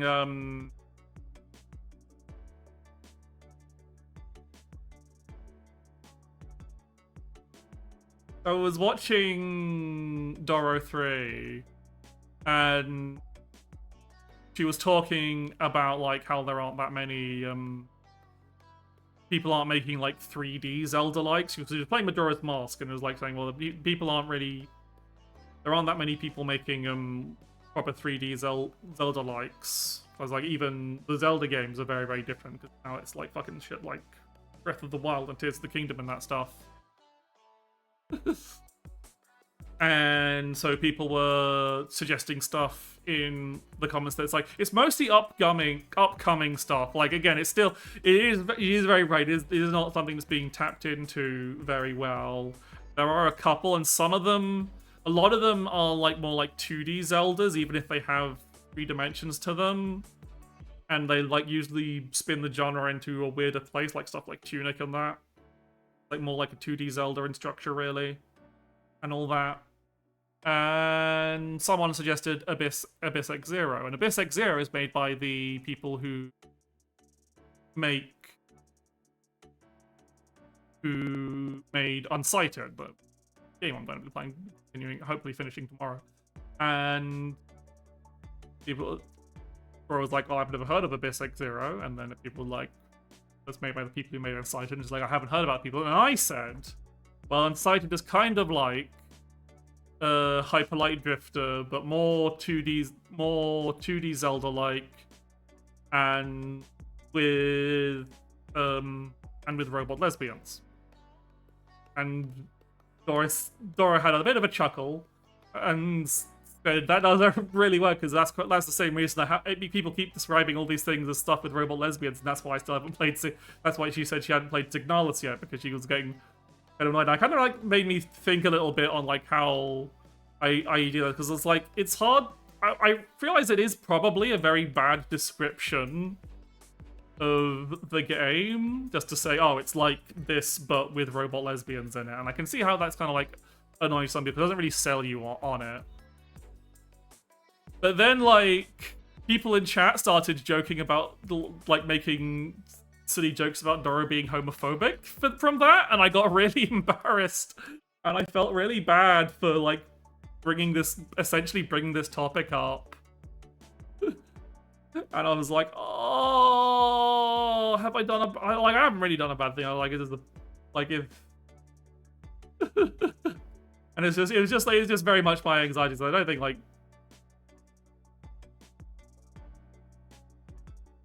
or is the compound on this is like I'm not like throwing shade about anyone in the conversation. I don't want you to think worse of Dora or me or any of the chatters or anyone else I mentioned, because I'm about to mention Gomi from I can't remember if it's just Gomi now or whatever his channel goes by. Little raccoon fella who likes Yu-Gi-Oh. Is Gomi Zone, that's the one. Yeah, Gomi then had the next day had a collab with Dora. They were playing chess. And Dora mentioned this to Gomi, and then Gomi fucking subtweeted me without really probably knowing it was me, and also I don't think Gomi really knows me that well at all really anyway. So, and then I saw that, and I got so fucking just anxiety embarrassed. I was like, I feel like I have fucked up. And again, it's really stupid. It's just like I described something in a stupid manner and it led to a stupid joke. But it did let me think about just like how often I do this, where I'm just like, because like it makes sense for me to describe something like that, because for a lot of people, most of the people I talk to are fucking terminally online lesbians. So if I tell someone it's like this other good game but it's got robot lesbians in them, then that's going to sell people on a lot of things.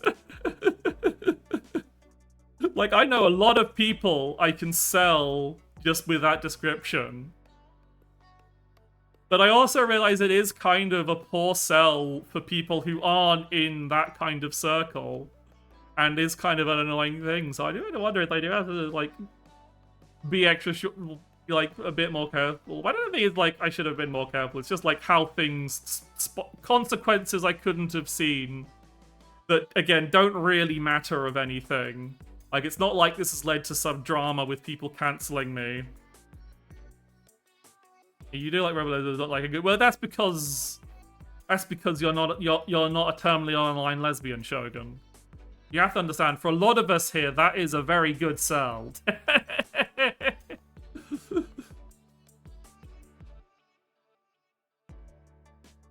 But for a lot of people who aren't, and I'm like, is it like okay? Is it like okay to keep doing this? Is it annoying people? Is it fine that it's annoying people? Because like somebody online blogs, yeah, said, I mean, everyone I like. This was also in a conversation to a VTuber. They did not who is by definition terminally online. So everyone involved in this is terminally online regardless. It's just whether or not they're lesbians or not.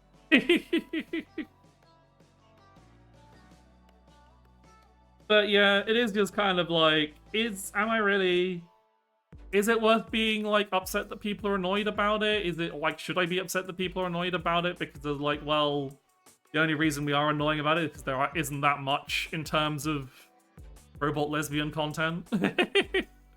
Like, it's one of those things where it's like, it sounds like a lot of people. I feel like because, especially if you're in small circles with, like, especially like indie VTuber circles, there's a lot of people talking about LGBT stuff online. But a lot of these things kind of get repeated a lot, and you see them a lot, and they're probably kind of get blown out of proportion a lot. Like, you'd think that, like, for a lot of people, like, if you looked at my timeline, you might think that Signalis is this massive hit that, I don't think there's any knowing or controlling, really. Yeah, I guess it's really just, like, I had an anxiety moment. I did end up, like, I will admit, like, I was, like, at the time, I did just unfollow. I might follow Gomi back because I did unfollow Gomi. I don't think Gomi... Again, I don't think Gomi gives a shit about any of this. I'm like, Gomi is not someone to give a shit. Please do not say anything about this to Gomi, because otherwise he's going to... Yeah, like, it's like the signal brain rot is eternal.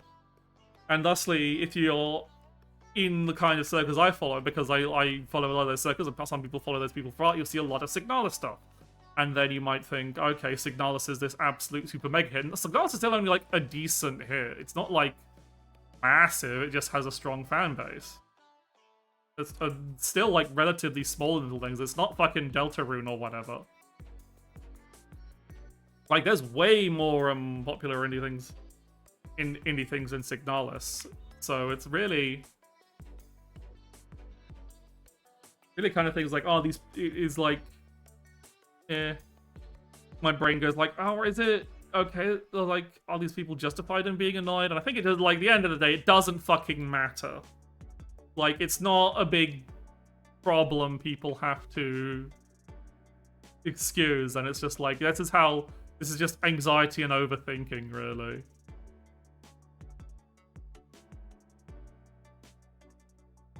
It does at least seem like survival horror is getting a decent kickback, at least, because people sing endless praises about Silent Hill F, and like the people, well, good, smart people are singing praises about Silent Hill F, even if they're also saying, well, it's got some problems, but it's mostly good. It's mostly really goddamn good. Which is incredibly funny that they somehow managed to make a survival horror game that contains perfect parries into a good game. Wild. Maybe it's just that well written.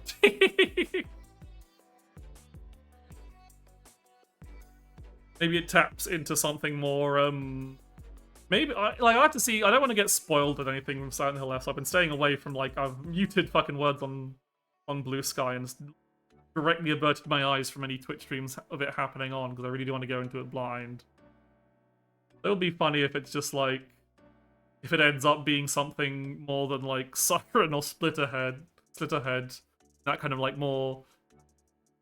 It's got important things to say, but also the combat is kind of weird, and not, like, clunky weird, but just weird. But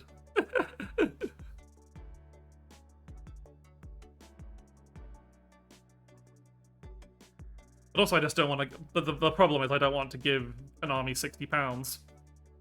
Like, yeah, Silent Hill F might be very good, but I don't want to give Konami £60 in the day of it. That's a lot of money to give to a company that is still also putting out That's a lot of money to give out to a company that put out fucking Metal Gear Solid 3 Delta and Silent Hill 2 remake. Yeah, the old Jimquisition tagline still holds.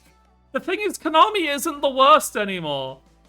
The Metal Gear Solid remake is pretty bad. It's just like, why would you play it over Metal Gear Solid? It just looks, it's like, it plays the same, but it just looks worse, is the thing. Like, they've got all the, they've done, it's like, it's got all the same voice acting, because they've, some of the voice actors are dead or retired or union, so they don't want to replace those.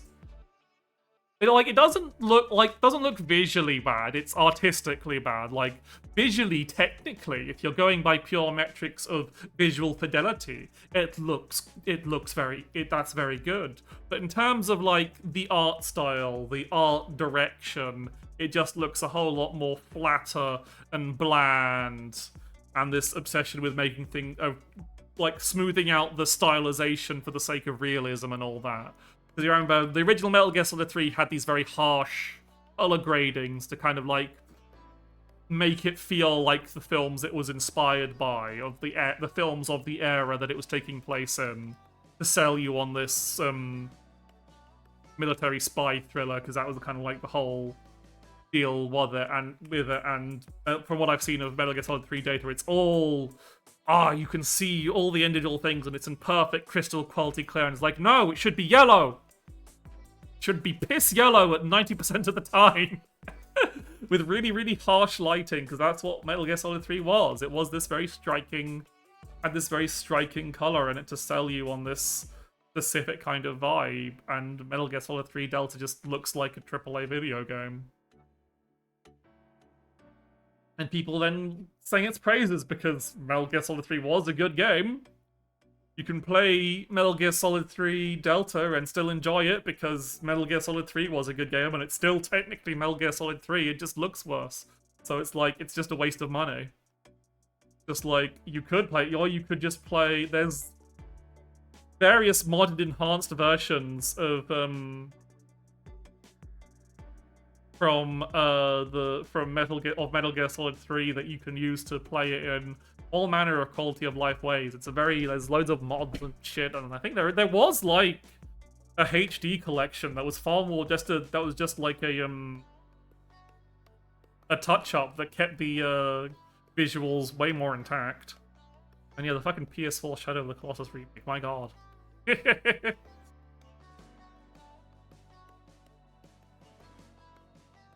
But, so yeah, it is all that kind of just like,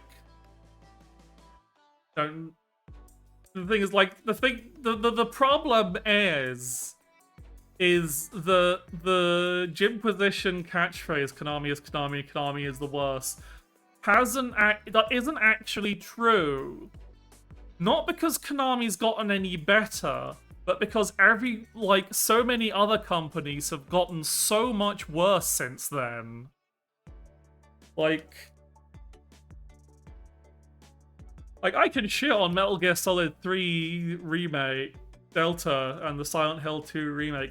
They're still probably better than half the shit that gets put out of a bunch of other AAA remake companies. It's still better than any of the fucking Last of Us remake nonsense. Still makes more sense than that.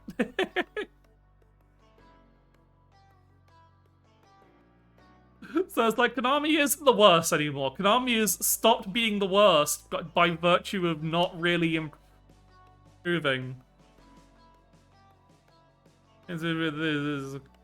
Polling with... Well, Konami's mostly stayed afloat via Yu-Gi-Oh! And keeping that popular, because they make a decent money off the cards, they make a decent amount of money from Master Duel. And they have kind of like been getting a decent amount of, by making these remakes and re-releases that aren't awful, just kind of like, they've kind of like garnered a bit more of their reputation back. So people have kind of like forgotten that they did absolutely fucked up things, like all the, like, as much as I dislike the Silent Hill 2 remake, it's not the worst thing Konami have done to the Silent Hill franchise. There are worse things they've done to that franchise than make a bloated, overly lengthy remake of the best game of the most beloved game of the series. That's the unfortunate truth.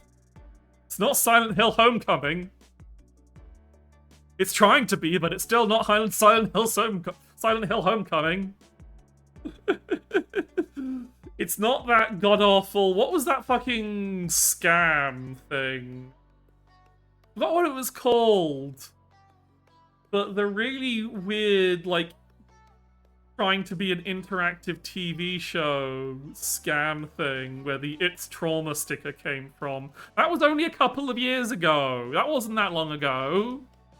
That was like mid-COVID. Like, people...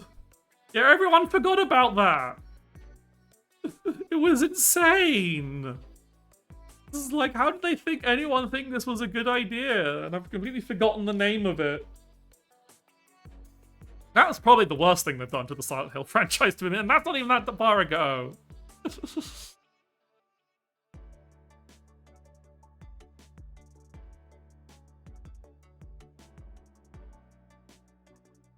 And then Bloober Team went on to make a Dead Space clone, but with woman, which should be a slam dunk. But then they made an interview that fucked it all up by being really stupid about it.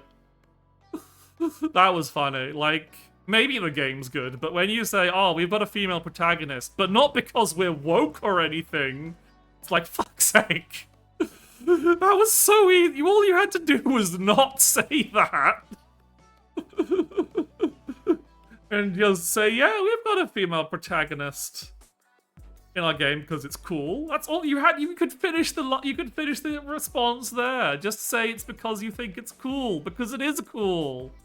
Dead Space with a female protagonist is cool. And like, you've shown that you at least make okay action in your survival horror games, even if it's deeply ill-fitting for something like Silent Hill 2 Remake. So making your own shits would be easy, especially if you're cribbing from idea from something that already was an action-heavy game.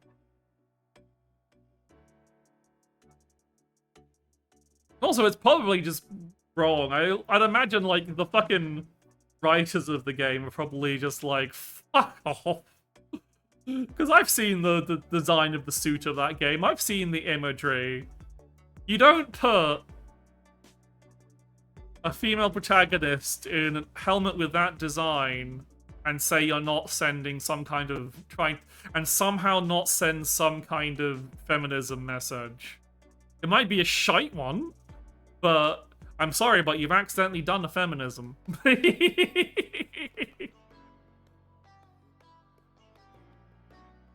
You might not have even intended it, but that's what you've done. Bloober Team is so fucking funny, man. Like, even down to their name. How do you fucking have a name for a studio that makes horror games? I mean, actually, I realized, hang on a sec, Bloober Team made the Medium. They can absolutely fuck this up in so many ways. Never mind. It's like, wait, hang on. Hang on. The last original game Bloober Team made was the Medium. They can do so terribly with everything. Okay, I should not give them the benefit of the doubt. Never give Bloober Team the benefit of the doubt. Do not let them cook under any circumstances. Still trying to get my studio Bloober Team off the ground. Oh, if only. If only.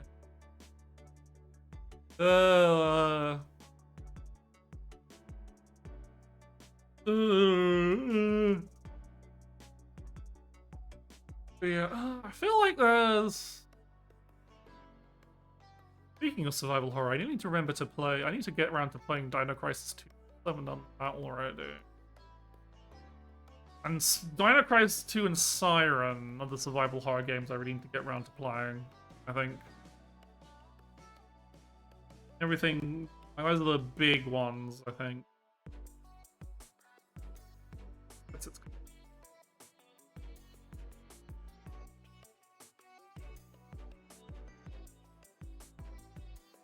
Yeah, I'm kind of seeing what.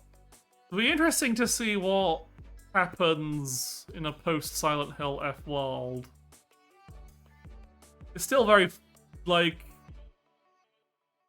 I find it very funny about Silent Hill F that I realized it received the golden star, the shining badge, the symbol of "we're so back," was when IGN reduced its score for having bad combat. I'm like, yes!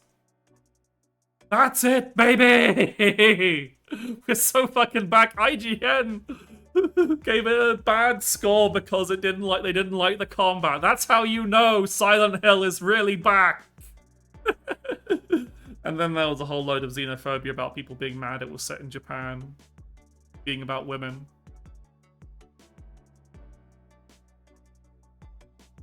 It's like, shoulda read up on what Ryushiki made before. Guess what? Ryushiki always writes stories about women, how hard it is to be woman, especially in Japan in the 60s. The main thrust of the game, from what I've heard. This man, being a teenage girl in Japan in the 60s, was fucked up. Honestly, kind of fucked up now. That's why it's probably having a bit of a resonant moment, really. And it's like, oh, we have people wondering about the combat getting too Dark Souls. No, it's not Dark Souls, because the combat sucks. Which is a good thing.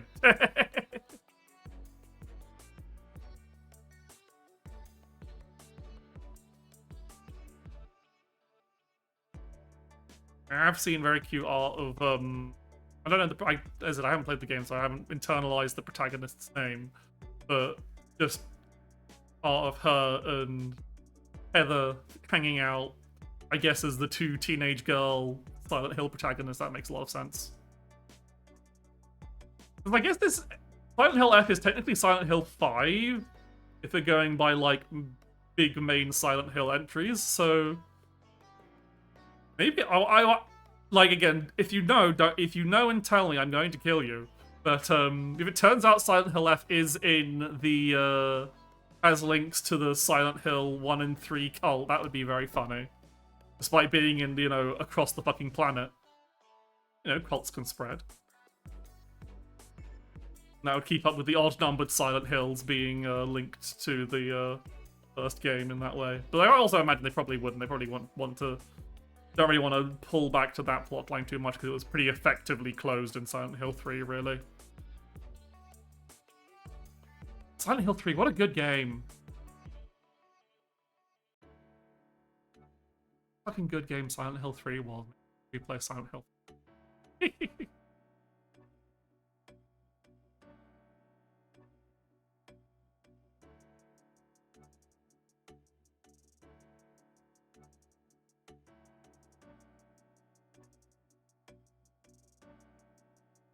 Oh, thanks, Automod. Automod has... Hang on, I think I can fix this before Automod. Hang on.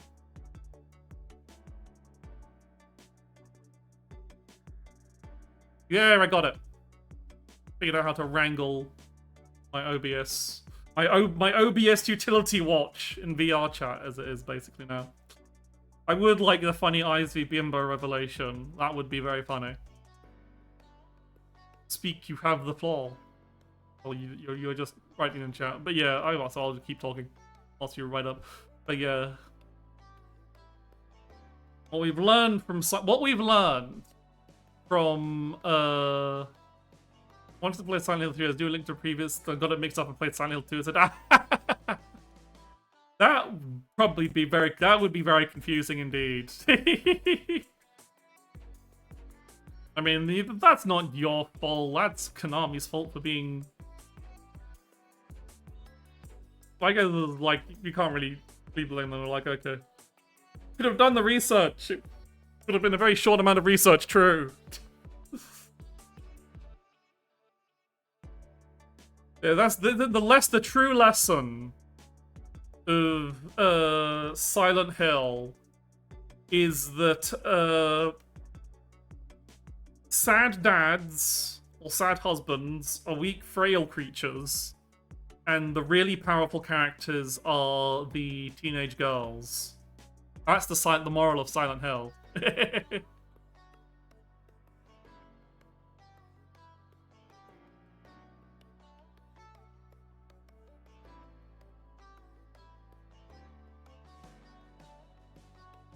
I have. No, that's not a moral. That's the message. That's different. Pretty. Yeah, we've got. I love Lily's blonde emote. Such a good emote of her doing the blondes have more fun from the end of Silent Hill 3.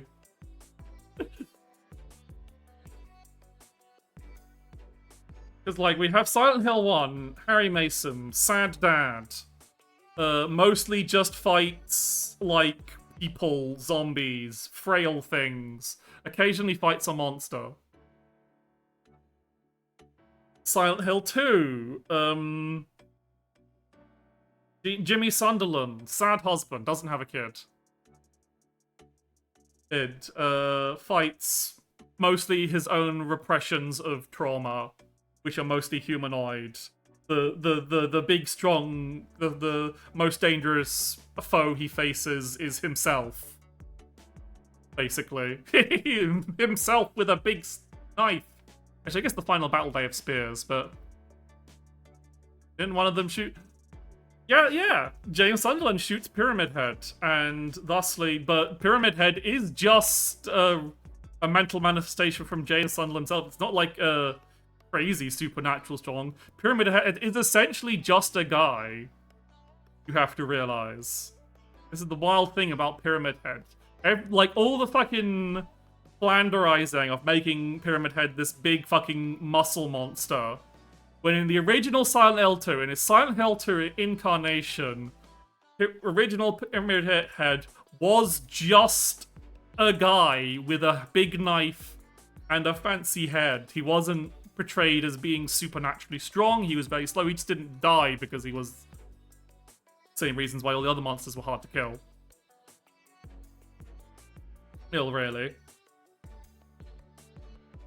Like, the idea was, big spoilers for the whole themes of Silent Hill 2, that Pyramid Head was that it was just, if you took the helmet off Pyramid Head, it would just look like exactly like James Sunderland, but a bit fucked up. He took the whole helmet off because it's a representation of James Sunderland's self-flagellation, guilt over what he's done. Then we move on to Silent Hill 3. First game with a teenage girl protagonist kills God. Also, a lot of the Silent Hill 3 enemies are really fucking monstrous and awful. Like a taser ninja. Or a crocodile man. Or those fucking spinning blade things. Basic enemy of Silent Hill 3 is a giant, horrible fucking puppet thing with blades in its arms. So the first teenage girl protagonist, Silent Hill, incredibly powerful. Crocodile Man doesn't sound... It was a pretty fucked up Crocodile Man, as I remember correctly. He was a boss, admittedly. Look at Batman. True. Batman doesn't fight Batman fights a Crocodile Man at some point. Batman fights a lot of things. Then we go on to Silent Hill 4. Where I don't know the marital or dad status of the protagonist of Silent Hill 4, but I'm pretty sure there's less, like, god monsters. I think that's more of a manifestations of trauma game than fighting demons from the abyss. So I assume fairly weak. I'm making assumptions here. I really should play Silent Hill 4 at some point. That's what I do need to do. Then we have a bunch of games and series that do not matter. No one cares about any of the other Silent Hill games until we get to Silent Hill F, where I don't know anything about the story, but that the teenage girl can perfect parry, and thusly incredibly powerful. So that's the overarching moral of Silent Hill. Teenage girls, very strong. Don't mess with them. Especially if they're armed with a pipe. You know who else was a teenage girl armed with a pipe? Fucking... Oh, fuck, I've forgotten her name. The protagonist of Rule of Rose. All girls can perfect parries, true. Oh! Jennifer. It was Jennifer, right? The main girl of Rule of Rose. She actually bucks the trend because the strongest thing she fights is an adult man. But still!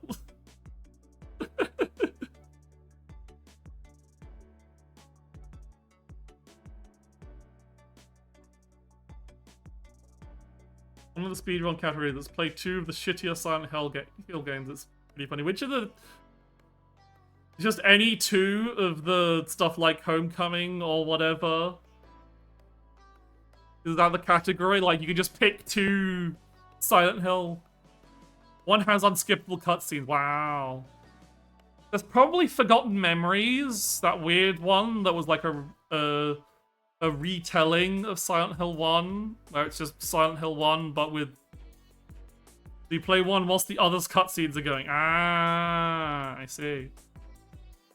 Like, Forbidden Memories, I think it was called, was a Wii game, or a Wii U game, I can't remember. But it was like it was a motion control... Shattered Memories, yeah. That was the motion controls gimmick one. Was that Wii... It was the motion controls gimmick one that was kind of like a retelling of the first game, but bad.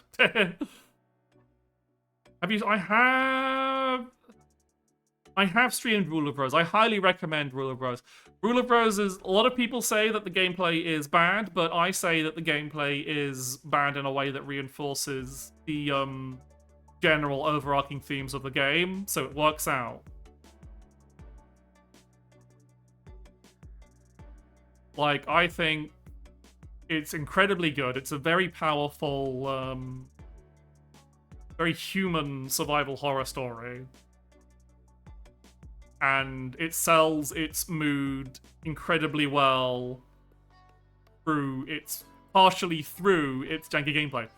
Because it's like, a lot of people say with survival horror games that a lot of them have clunky combat to kind of like disempower the player.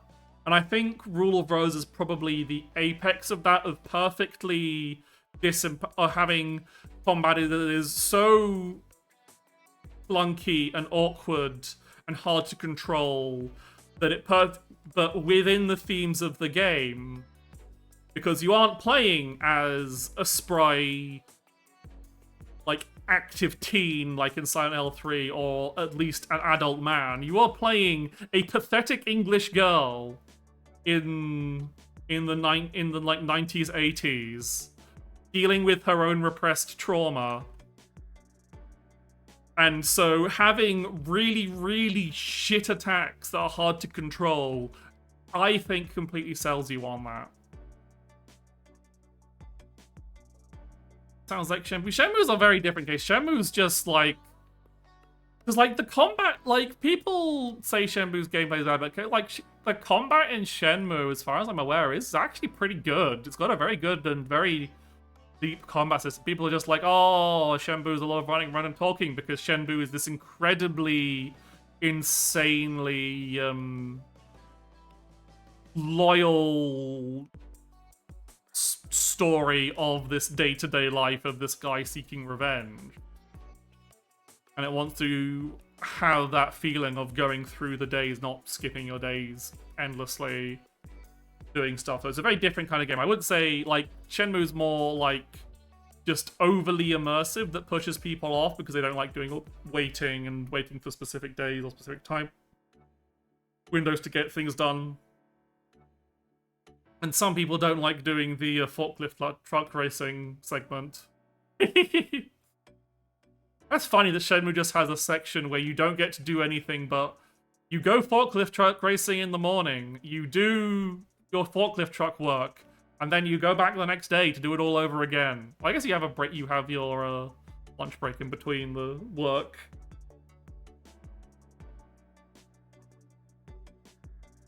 Just like, no, it's kind of wild. You don't get that in any other video game. No one else is doing that.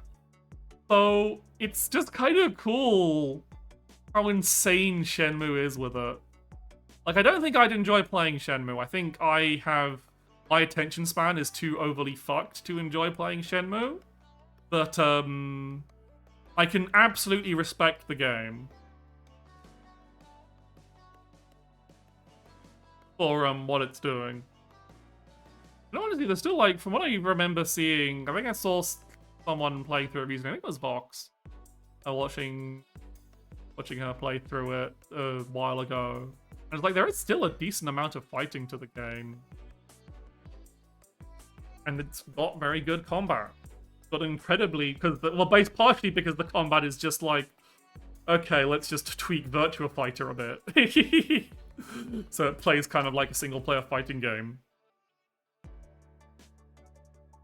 And people waited ages for Shenmue 3, and they fucked up the combat.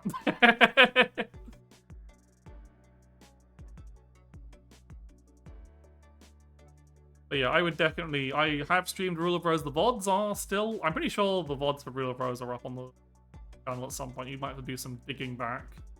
But I do highly recommend the game. It does come with the fair, like it is, if you do have to be careful about trigger warning, that it does have very, very, again, a similar vein to Silent Hill F and probably Silent Hill 2, Silent Hill 2 really, where it's not so much about where the games are all what games about trauma, is that it's very, very content warning, so there might be stuff that is like genuinely quite triggering, so you do have to be careful. But there's just, don't buy a copy of Rule of Rose because it's expensive, because copies of that game are way too expensive, because collectors are fucked it, because I had a very short run, and then the people who made the people who made the game don't really have the actual rights to remake it in any meaningful way, and the like actual publishing rights are stuck in some kind of abyss.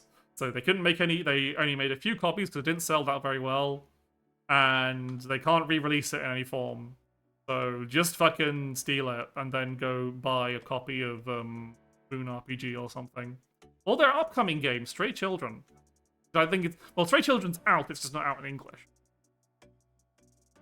But yeah, it's the same, it's a Rule of Rose made by the same people who made Tulip, which was the game they made before Rule of Rose, which is a game about kissing everyone in town so you have the confidence to kiss the girl you like. And then they went on to make a few other things, but I know that they made... Yep, Tulip and Rule and Rose are made by the same people! That is not a joke. It is an incredibly fun fact to tell people.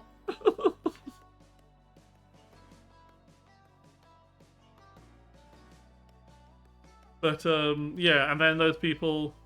That's why Tulip's... Again, yeah, because, I can't remember the exact name what the studio was called at the time. But yeah, they're Onion Games now.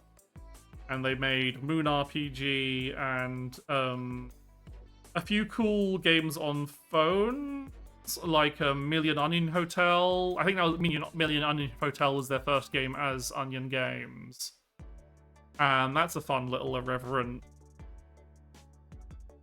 game. But yeah, the stuff the PS2 games they made got like fucked over by... Firstly, they were kind of like weird and niche and didn't review that well, so not that many people bought them. So the copies were generally quite rare. And secondly, they didn't get any kind of like second printing or whatever because the publishers fucked up. Some shittery happened with the publishers. But so yeah, getting actual copies of Tulip and Rule of Rose are incredibly expensive, so just like emulate it if you want the full experience. You can emulate it on a PS2 compatible Mr. Core or whatever, or it is a PS2 anyway. Use up all my expensive 6th-gen game with Gotcha Force anyway. I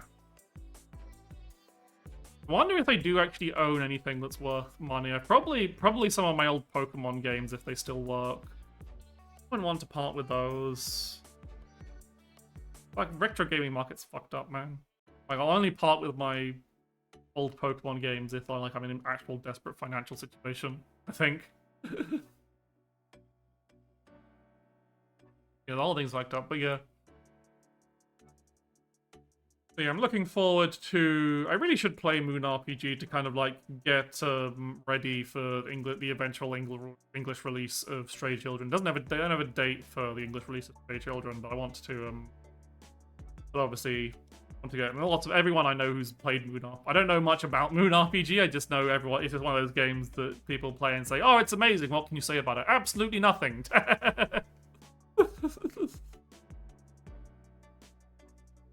Oh, it's late. It's quite late. Please, Moon. No, I can't. I'll get banned on Twitch if I do that, Taco. Do that in private with close confidence. But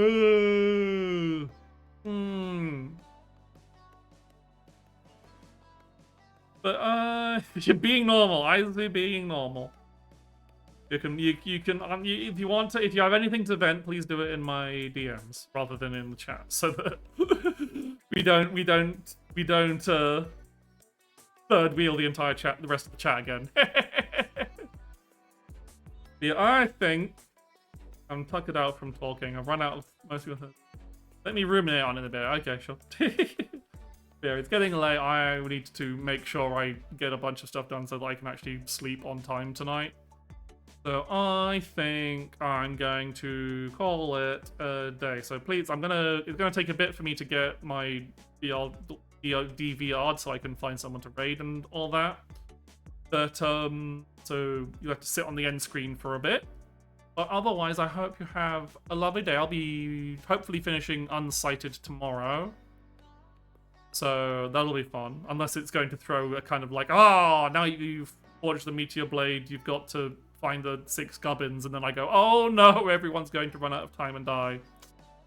And then after that, we'll be starting on Devil May Cry. I haven't played the original Devil May Cry in a very long time. Like, I don't think I've played it on anything other than the original when I played it back in the day on the PS2. I will be playing. I won't be playing the like crusty original PS2 version. I did buy the HD collection just because it was really cheap.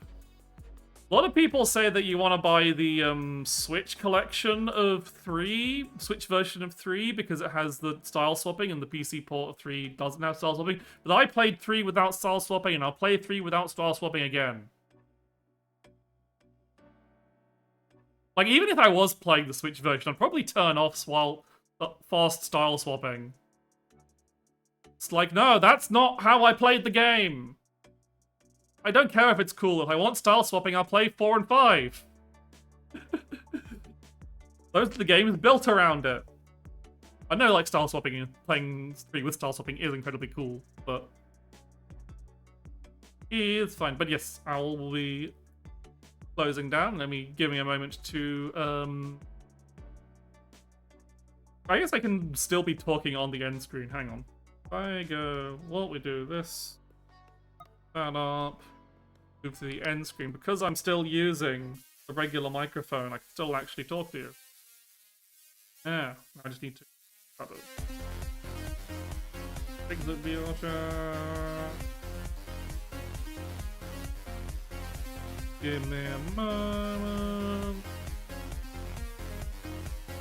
It's turn through disappointing reality.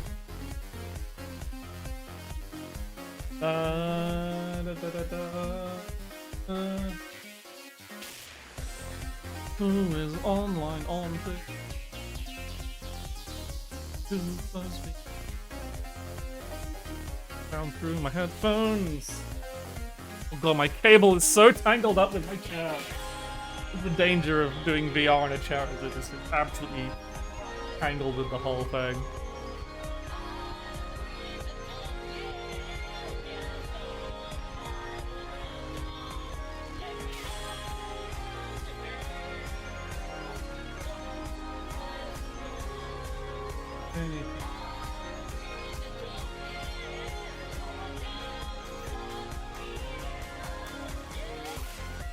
was I talking about?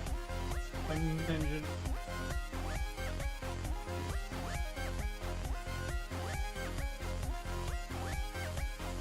Giga! Doing some drawing on a Mario Paint style app. VRChat part? Oh yeah, I'll see you all on Tuesday. Go collapse for a bit. Bye bye!